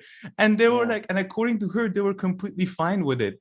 So I mean, that one really hit me. I mean, if I was on the jury, I was like, so I mean, let's either prosecute her or prosecute 50 people and put them all up. That one was one relevant piece of detail that really came out, which I was blown away. But then again, in the other video, I mentioned that, Pfizer's a big company and she's such a liar. Who did they share it with? Was it this one executive who saw it in his email, or did it go to the proper team? You know what I mean? Like, Pfizer is not one person sitting in an office. Yeah. What exactly. was the responsible person saw the So who was it and all that? But that was like a big one, because the forged documents are, of course, the most obvious kind of, thing, I mean, I remember as a kid, I put my mom's signature when I was 7 on this like test that I had to show her. And like, I still remember, it's still bad. So there's no excuse for a 22-year-old to forge, or 20, I remember, maybe even 30-year-old. In Iran, they score you out of 20, kind of like France, right? Yeah. So I remember I got a 9 one time, and they put these things to make sure it's a 9. It's not we don't make it like some 9. So I went and I put a 1, and it connected it to the thing. I did really well, and it became 19. So it's fantastic. Wow. I still remember how mine happened, and the teacher asked like, did you get your thing signed? And I just said yeah, and the teacher didn't check it, and she did not check the stick. I still remember, I was 7. That's crazy. But yeah, that's what happened.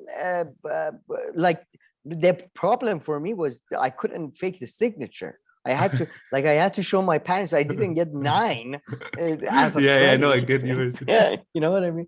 Was it the reverse situation? So maybe we should be also charged. And I have a question for you that's kind of a hunch that I went on one thing. I don't know if you have something to say. If not, no, ask you that. Which is, going back to her blaming that this Sonny guy turned her into the person that she is. She says that he would say the meanest things, like, you're weak, you're never going to be successful like this. If you want to become successful, throw away that personality of yours and become, this who she is, kind of, right? Which I guess I wonder if go deeper. Yeah, exactly. And all this. But wash technique. Exactly. But these two met while Elizabeth, in her first year of Stanford, I guess, was doing a semester in China to learn Chinese, to improve her Chinese. And her Chinese was like really good and stuff, right? So this gave me the thing that, being this kind of... How old was she? She was 18 or 19, 18 or 19, because she was just at Stanford for 1 year. So I'm assuming she was 18, 19. Just then some she drops people go out. to university later, take a gap year. That's why I asked. Oh, no. This was very in the beginning, I believe. Yeah. So she went there to like improve her Chinese and stuff. So I have 2 things that this made me think. One is that, okay, no, you yourself were kind of, thinking of how to become this kind of, entrepreneur, business person. So, just saying that you wanted to become, I don't know, a social worker, and then this guy came and turned you into entrepreneur. Social workers don't want to I go was learn saving Chinese. children in Yeah. Ghana, and you pulled me out. Exactly. Yeah. Exactly. I haven't heard too many who want to learn Chinese. But the second one that's kind of really has nothing to do with Elizabeth Holmes is now that the image, at least based on my perception, has changed towards China. I wonder if it's still a thing for like American entrepreneurs or inspiring entrepreneurs to want to learn Chinese with the hopes of, with the idea of China's where business is to be done, China is where money is supposed to be done. So I wonder if this idea of learning Chinese, because even when I was in university, I think in the early stages, 2008 and stuff, that was still a thing. I'd heard of a couple of people who like wanted to go to China and learn Chinese. So I really wonder if these kind of liberal / capitalist circles, entrepreneur circles, have you ever thought of this? If it's still a thing to learn Chinese, does this thing I'm saying make sense? Yeah, but I think you're wrong. I think you will continue to see a rise of that trend because I see increasing, for example, Chinese tourism is clearly increasing everywhere. It's like everywhere I go to, and I go to a lot of touristy sort of hot spots or whatever, like Georgia. It was crazy, man. You see so many. That I agree in that sense. And increasingly, you're going to see people from the West or from countries like ours, not West, but not, East, whatever, developing world. Like in China, in India, until quite recently, the biggest tech investor was a Chinese firm. So even countries like India, who are sort of posing as against China, you will see an increase, sort of the pool of people who are automatically we're all going to American sort of an English language is going to be more split, I think. No, that I totally agree. But I meant more like, someone like Elizabeth Holmes. Do you think like Americans are still into, because there's all this backlash now with doing business as an American, doing kind of business with China. You just have to watch the news like the past 2 years, all these Hollywood movies and stuff, they were saying all this kind of stuff. No, I don't. In fact, Hollywood movies are actually one of the better examples that can show the hypocrisy. Yeah, it's not about like they re-edit their films for Chinese market. They blah blah blah. But they get a backlash in CNN and like MSNBC and things, I think. Yeah. Yeah, but it's not a real backlash. And, it's bullshit. We'll see. Maybe it becomes real. We'll see. Maybe it becomes real. But I think for now the trend is very much, and I would call Elizabeth Holmes somebody kind of like middle class, global, could travel to a different country to study. So she's not necessarily she's not somebody who came from St. Louis and sort of pulled herself by her boots. No, she did this 13-14 years ago. Which the anti-China sentiment has really, it feels to me like it has the official like the version. Yeah, exactly. That's what I'm talking about. I'm talking about right now. Do you think like right now and going forward, people would kind of still do that? It just kind of made me wonder, if Elizabeth Holmes was going to do that now, would she still be so inclined in learning Chinese? I wonder if that's still. No, but I don't think. I mean, she would go for what's the hot trend of the day is, like most people probably. Yeah. I agree with you there. But I remember when I was a kid, Japanese was like big. When I was very young, like you would have like young people, or German is still quite a big one. But I wanted to comment. What is your So I sort of think you're sort of half-heartedly don't agree with her that she was coerced and. It just doesn't add up. I mean, the craziest one is this one is crazy. I mean, I put it in the title of the video, had another boyfriend. She said that Sunny Balwani would whenever her parents would come and all this, she'd be like, oh, don't hang out with your parents. Don't hang out with your friends. He was this all controlling guy. And then apparently she had another boyfriend on the side, which she called not a formal relationship, for the last 4 years that she was with him. And then, for instance, was this some weird, like they were both honest? That's the thing. In the video, I used the word open, and now I'm kind of not sure if he was not aware. But regardless of whether she hid it or not, whether she hid it or not, she was able to do it, and she didn't in the podcast. Nothing came out like, oh no, he wasn't aware of that. I was like really sneaking behind your back. And then she also got rid of him when she wanted. And there's How so old is many she now? like, and now she's like 35 or something, I think 33, 4, 5 or something like this. And you know, she was in an unbalanced relationship, and the stuff that they were saying to each other are crazy in the text messages. I mean, maybe not even unbalanced, in a weird one. So I'm sure he influenced her, but to the point that, you know, he made her do all this. You know, the company was her idea, and there were a lot of other people who also went along with her bullshit. So that is all true. And this guy, he's getting his own trial. He's not getting away. And the fact that they separated the two of them is because she claimed the abuse stuff from the get-go. So this guy is not like a good character, and you know, he's not a sympathetic character in the middle of all this. Far from it. But blaming it on him just doesn't go too far. And that's been their whole tactic. Everything is blamed on others. Oh, yes, I was the CEO, but my head of lab didn't tell me that this was like this. Oh, and for instance, she lied because they broke up after this big investigation of her lab, which before that she claimed that she thought they had one of the best labs out there. And then there are, of course, text messages of Sunny Balwani telling her this is not going well. They're coming up. Apparently, the CMS checked them, which is like a special lab thing. The same reports as the FDA were saying are not coming up again. And this is where the religious thing comes again. He's like, pray for us. And she's like, I'm praying so hard.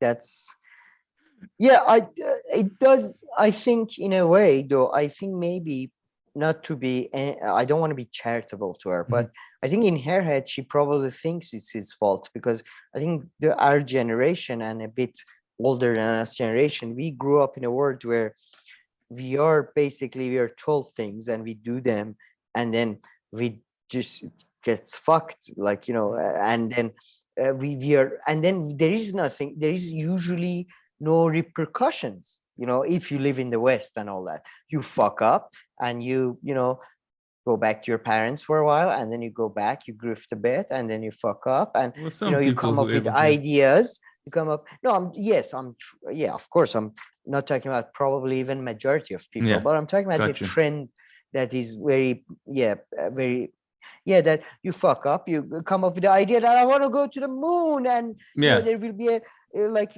Elon Musk, I remember calling about fucking loop thingies between San Francisco and LA to just, you know, and then your stock market goes up because some people go, and you know, then nothing means anything. But I just, my personal view is, to be honest, for like above 16 or 18, depending on the jurisdiction or country, I personally think 16 is a good age. Just, you know, I mean, look, I think to most people until their age of 80, they can say whatever they did is really rooted in how their parents treated them, right? That's a very fair, like I am the way my dad raised me up, you know. But, you know, at some point in your life, which I think 16 or 18 is good, you should think that, yeah, that was the case, that my parents raised me that way. From now on, it's my choices. And it doesn't mean, by the way, that if you trust somebody who's an idiot or whatever, you can't come back from that. But you can't blame him for making that choice. He was a grifter, he was whatever. But was she ever, if there is no coercion, you made that choice and you were an adult. So fuck you. Yeah, that's pretty much. And I have sympathy for her, you know, that relationship and all this, you know, as much as you want to say, or the incident that happened, they just don't add up based on what I've seen to the level of. It feels like she was abusing him. Oh, 100%. That could have easily like been easily like been an old the case, idiot, you know. Who extra cash, and she basically thought, all right. Oh yeah, he invested into the company. I forgot the number. He invested into the company, and then he became the CFO. And then but he invested into it. She had basically a mistress on the side. The whole thing feels like she was abusing me. I mean, look, I don't give a shit about either of them. They could both, I mean, fuck off. But you know, I'm just saying, like, within that relationship, the abuser seems to be her. If anything, it's just. And yeah, So and I mean, you odd. can, yeah, and you can, I can like, imagine her beating him with her harsh voice. You're an idiot. Sorry, you're I don't know. I don't have and to do that. yeah, Hard and she though. doesn't barely regrets much. She barely regrets much of it in her court case. Well, She over and she over can't- says should have You done can't things admit differently. guilt. Yeah, true. I Can't guess admit guilt. true. Yeah, That's- you're right there. I suppose. I think To a that's certain the extent, yeah. Boston legal again coming to my Boston legal knowledge of law. Yeah, to a certain extent. But I mean, she is facing 20 years and stuff. And How's the judge in the case? Because usually in Um, US, the judges are complete like old men, like senile, nothing like has come out. here, there. Nothing has come out much of the podcast. However, the jury, they're 8 men and 4 women, if I'm not mistaken. All right. So I don't know if that plays a role because if she's, maybe I'm being a bit They always sexist here, in but movies they always tell they instruct the jury. The judge instructs the jury to disregard this that you heard or disregard that in Yeah. media because they should. But I don't know. Can they do that? Like, how do you legally enforce that? Like, I that's why like they people did were this always too. like going on about the jury system and all that, jury of the peers. Yeah. I always find the whole like. First of all, I mean. I'm fantastic. I have no peers, but just for other people, even like for lesser people than me, I feel bad. Like, some of your peers are not great. No, I know. And I mean, in her case, the judge was saying that, was telling them, I heard in the podcast, like, when you go home, don't read about it, don't follow up about the thing. But based on like documentaries or shows that I've seen, and exactly. O.J. Simpson ones, like they kept them in a hotel, right? But maybe they don't do it for all cases. You can't keep everybody left and right. I suppose. No, but not all cases go to jail. I know you're right. Most cases I know. But you're right though. Yeah, don't follow. Don't don't watch Spar&Brawl. Like, the judge really pulled it's the good marketing for us. That was money well spent, Camille. Money well spent. No, but it's just, how can you get away from it these days? It's just, I don't know. I mean, especially hers is extremely publicized. I was telling you, like, people are showing up outside the court at 5 a.m. trying to get a seat and stuff like that. And people selling merchandise. But, I would forgive her if she doesn't go to court. And I feel like there's a lot more stories here that we can have fun with because she doesn't go to jail. It doesn't go to jail, sorry. And instead they remove all these kind of, because a lot of the stories that we've heard, they start emerging halfway through the company. But before that, her lawyers had also shut up a lot of other people through legal means. So maybe if they remove that and they let us have some more fun with their story, I'll let this one slide. Yeah, I completely agree with you because the real thing is, as you say, I mean, the real fun of the cases like this, in my view, is, as you said, the Pfizer thing or stuff like that, which is a real peek behind the curtain of power and just looking and seeing nobody's there, but just some like weird, neurotic, sort of multi-gendered person who's just going with them.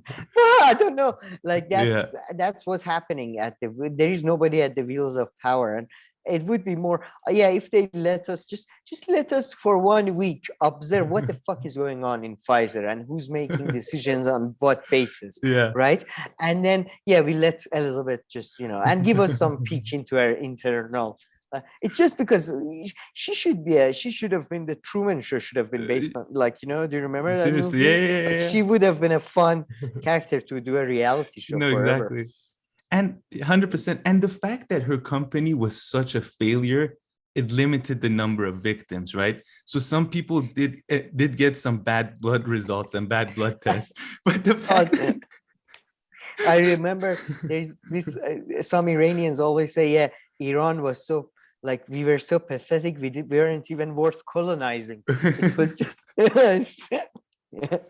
So there's a bunch of, like, younger employees who went there who were like chased out and then had legal teams chasing them. I honestly feel bad for them. There's this other more senior guy. He actually ended up committing suicide and his wife blames it on her and everything. Why? So there's because he didn't, but this one, How old was he? really old. This guy was old, like in his 60s or 70s, and he was head up there. But there were some younger ones who were just there for like a few months. They came and they're like, hey, listen, none of this shit that you're talking about is working. And then they leave. And even when they leave the work, she still had, she had one of the biggest law firms and all that working for her, which is also somebody else she's blaming on. She's like, oh, I didn't know the law firm was so aggressive going after patients and going after. By the way, employees. Yeah, but I have no sympathy for employees as well. You sign a fucking NDA, you stick to it. I mean, I hate these people who but I don't know. All these people who is like you don't get a prize for stop being bad, But I'm saying I'm feeling bad when you have, these there's this person who's saying I was just making a little bit of money in my next job. And then I'm thinking there's this huge company coming after me.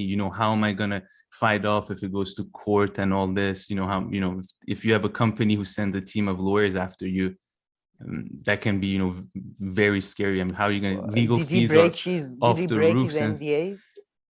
No, this one, I don't know if it did. But anyway, I just want to say that there are some victims like that, if you want to say whatever you think it or not. I mean, that's really stretching the word victim there. Yeah, sure. I thought sure. Okay. But then the patients, some got bad test results. There's some who I believe thought they had lost their child when they hadn't and all that. But like I said, she pretended like she invented the craziest thing. It's like someone saying, I'm going to invent a flying car, and they show up with like a prototype that can barely run go on normal roads with gas. Like, based on my understanding, that's how much of a failure this product was, right? Like, it was nothing. Is it Goebbels or Goebbels? I'm mispronouncing his name. Or is it Himmler, one of the Nazi guys, one of them? When you lie, go big. The bigger you go, the more, like the more impressive it is. So just to clarify, though, the reason why I don't feel like at all sorry for these employees is that, by the way, where do they work now? Do you think? Like some other shitty startup that is basically like not every some company is other that shitty. Not every company is that big of a failure. Like 90% of not failure. No. Yeah. I'm not talking about the company necessarily being incompetently run, but most of them are still active either in the same industry or similar industries that are equally like evil. And I don't care about like one time that you thought, all right, this one was especially evil. Like, it's ridiculous. Like, she's sometimes like, if people look into other people in Silicon Valley like they do, I mean, that's the first thing I said to you, if you recall. It's the run of the mill. Like all of them. Elon Musk is doing the same shit. But her stuff was medical stuff. Her stuff was medical stuff. I accept that. That's also the other thing, And Elon Musk, to be fair, he still has a car that, I've seen it on the streets. They run and people have I believe it's not a car anymore. It's been categorized as a werewolf because it changes shapes according to the size and the time of the month, the moon, and it's a werewolf technically now. And now you can buy werewolf coins all across, all in. So that's what I mean. These employees that go into tech companies like, oh, we thought we are gonna do this. What? It's a company. What do you think they're gonna make money? No, that's what this is about. I know, money. But they were, I know that, but I'm just saying, if you're a young employee and then, you get there and then you realize that everything you were told that is a lie, you're trying to, fix this product doesn't happen. Young? And then you send young ones straight out of university and stuff. And then you have this billion-dollar company. What's the point of university? Who sends its legal team after you? No, I'm sorry, but I'm just trying to say that they're young. They have not. I had nothing to do with them being university. You asked how young they are. I was trying to tell you how young they could be. They came out of university. No. All right, fair enough. They're not children. Fair enough. They're adults. Can we agree on that? Yeah. And they're educated adults mostly. But even if you're an just educated, well-educated. Even if you're an adult and you have this billion-dollar company that sends its legal team after you to make sure that that to make sure that, you know, you're not saying anything and all that, that you're not speaking to journalists and that you're not doing I anything. don't know. Did they say? Yeah, Did they or not? Yeah, Did they say? 100%. No. What do you mean they said? Fuck. So I'm sorry, they broke their NDA contract. They said. Or they that's will if not they say had anything. NDA. I don't even know if they had NDAs to So begin with. I thought don't they even. did. Some So had why and some did- didn't. Some do, and we haven't even heard their stories, I believe. But some perhaps All right. didn't, and they Okay. didn't say anything.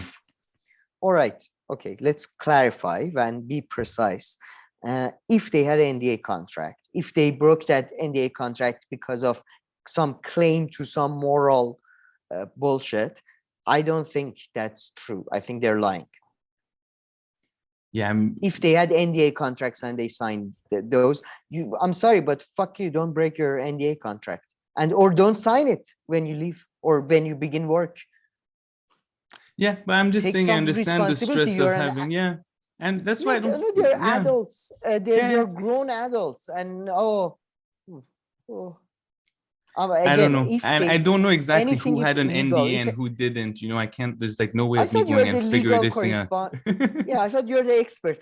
I started with that I feel disclaimer, bad now. so I can't know I feel which. bad if I'm being harsh to anybody who was No, illegally or coercively.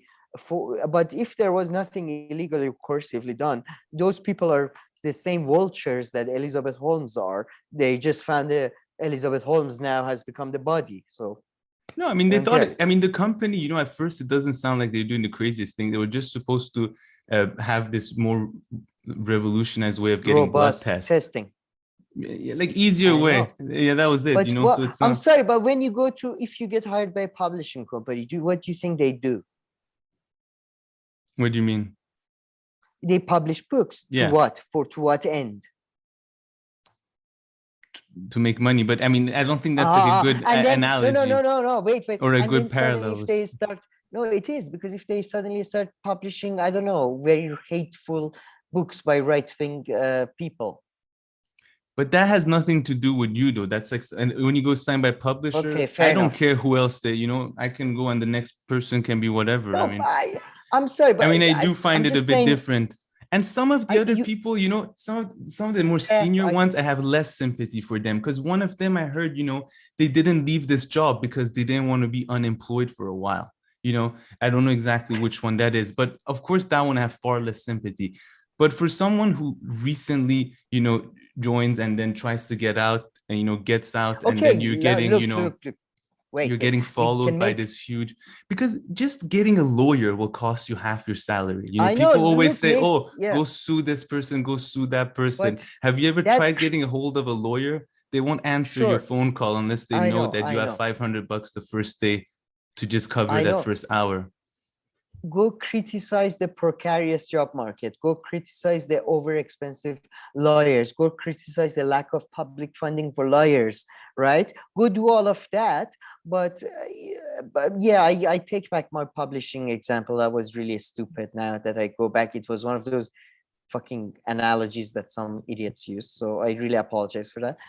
But no I still think, if you get into a medical industry business, and I think she was so fucking transparent, just like Elon Musk is now, by the way. 100% and I'm with sure you there. in 10 years, I'm sure in 10 or 15 years, we're going to have all these documentaries coming out about, oh, how I got full. Can you believe everybody was talking about it? And then we're going to have this montage of these edits of these articles. Elon Musk, the hero of the world, Elon Musk.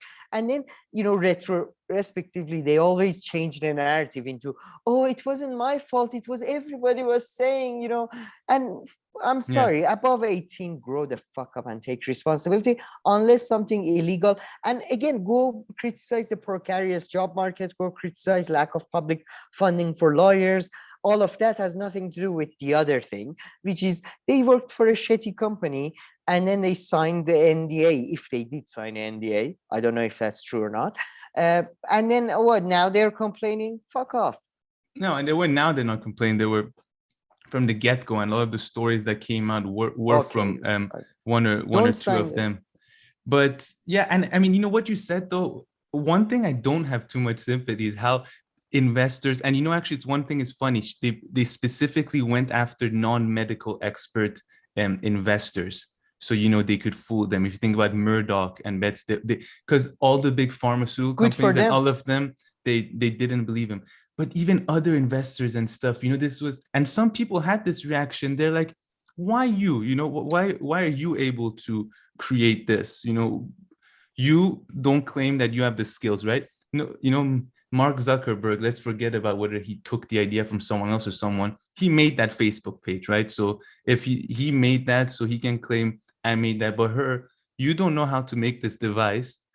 You don't know someone else who knows how to make this device. So why is it that you can make it and not Pfizer or blah, blah, blah, that has money coming out of the ass? So that's where I lose a lot of sympathy for a lot of people. I'm like, how did you fall for this?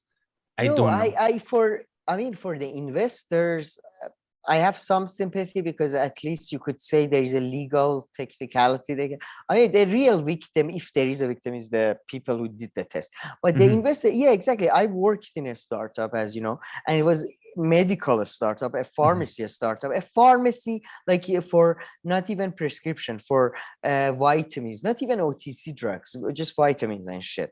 And we had to have this. We just hired basically these.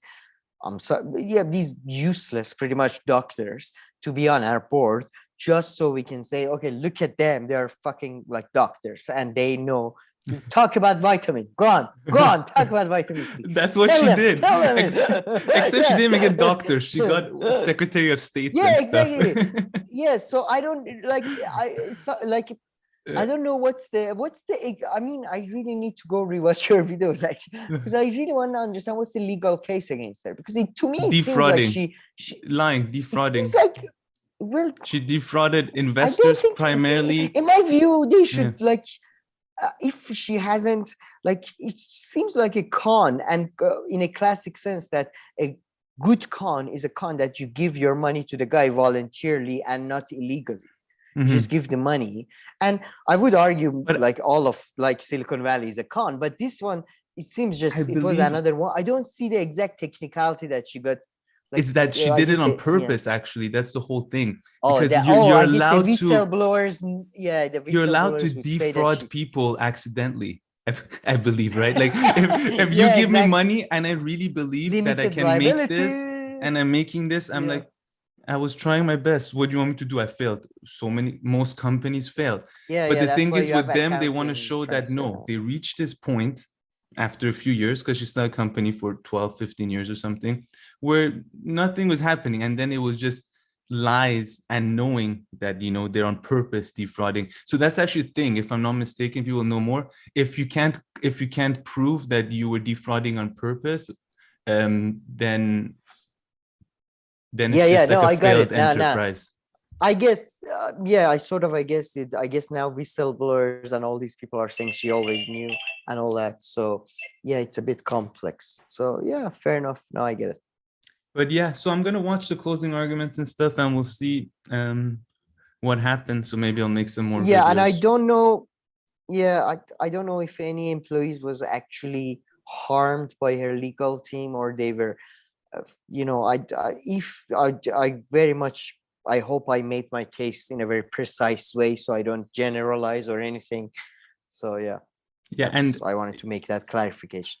And my apologies if I misled you with the NDA stuff, because I don't know who signed NDAs and who didn't, because from what I know from very early on, people were like leaving and, realizing that this is nothing, for some reason or not, they were fooled in the first place. So there's a long history of people having left, and she hired so many random people. She hired people from Apple designing companies, and the designers, I guess after a while, they were thinking, they're like, why are you even hiring us? Yeah. Why does the machine need to look like an iPhone? Like, since when do people care about that and all this? And yeah, and they're also trying to say that she didn't sell her shares at any point when they had when it was worth so much. So, she didn't try to defraud on purpose. And to me, that's a bit of bullshit, because if you have a company that hasn't made it yet and it's not public and fully, and you start selling your own shares, that will raise some eyebrows. People will be like, wait, why are you trying to get rid of the shares of your own company that you just started? So they're just trying to show that she was this innocent bystander girl who, who had this big dream of helping people, making it more humane and easy to get blood tests and all this. And everybody around her lied. All these big people on her board, which were, few Secretary of States, like you just name it, the who's who were there. There's this controlling Mattis. Yeah, him. The Lion of Fallujah. Exactly. The Lion of Fallujah. Google that for yourself. Who was fooled in 2 minutes. So they're just trying to say, yeah. But at the same time, they try to rely on her intelligence during the case. So it's like always like, there's like a balance. Like she's really dumb. And then she's suddenly articulate. Then she's really dumb. You see that in movie narratives, though. That's the mad genius, right? That has one flaw, that has one blind spot. So it's easy to sell to people, I assume. I don't know. But yeah, so I thought this is going to be more lighthearted than it became, but yeah. All right, Sam. Okay, I think that's it for this episode. We had a lot of fun. Hopefully some semi-insightful stuff, some things to think about that at least our viewers can point out in the comment section. So yeah, put all your comments, questions, and criticisms as always in the comment section. I will make sure to get to them. If not, thank you for watching. Please like and subscribe, and we'll see you in our next video. Thank you.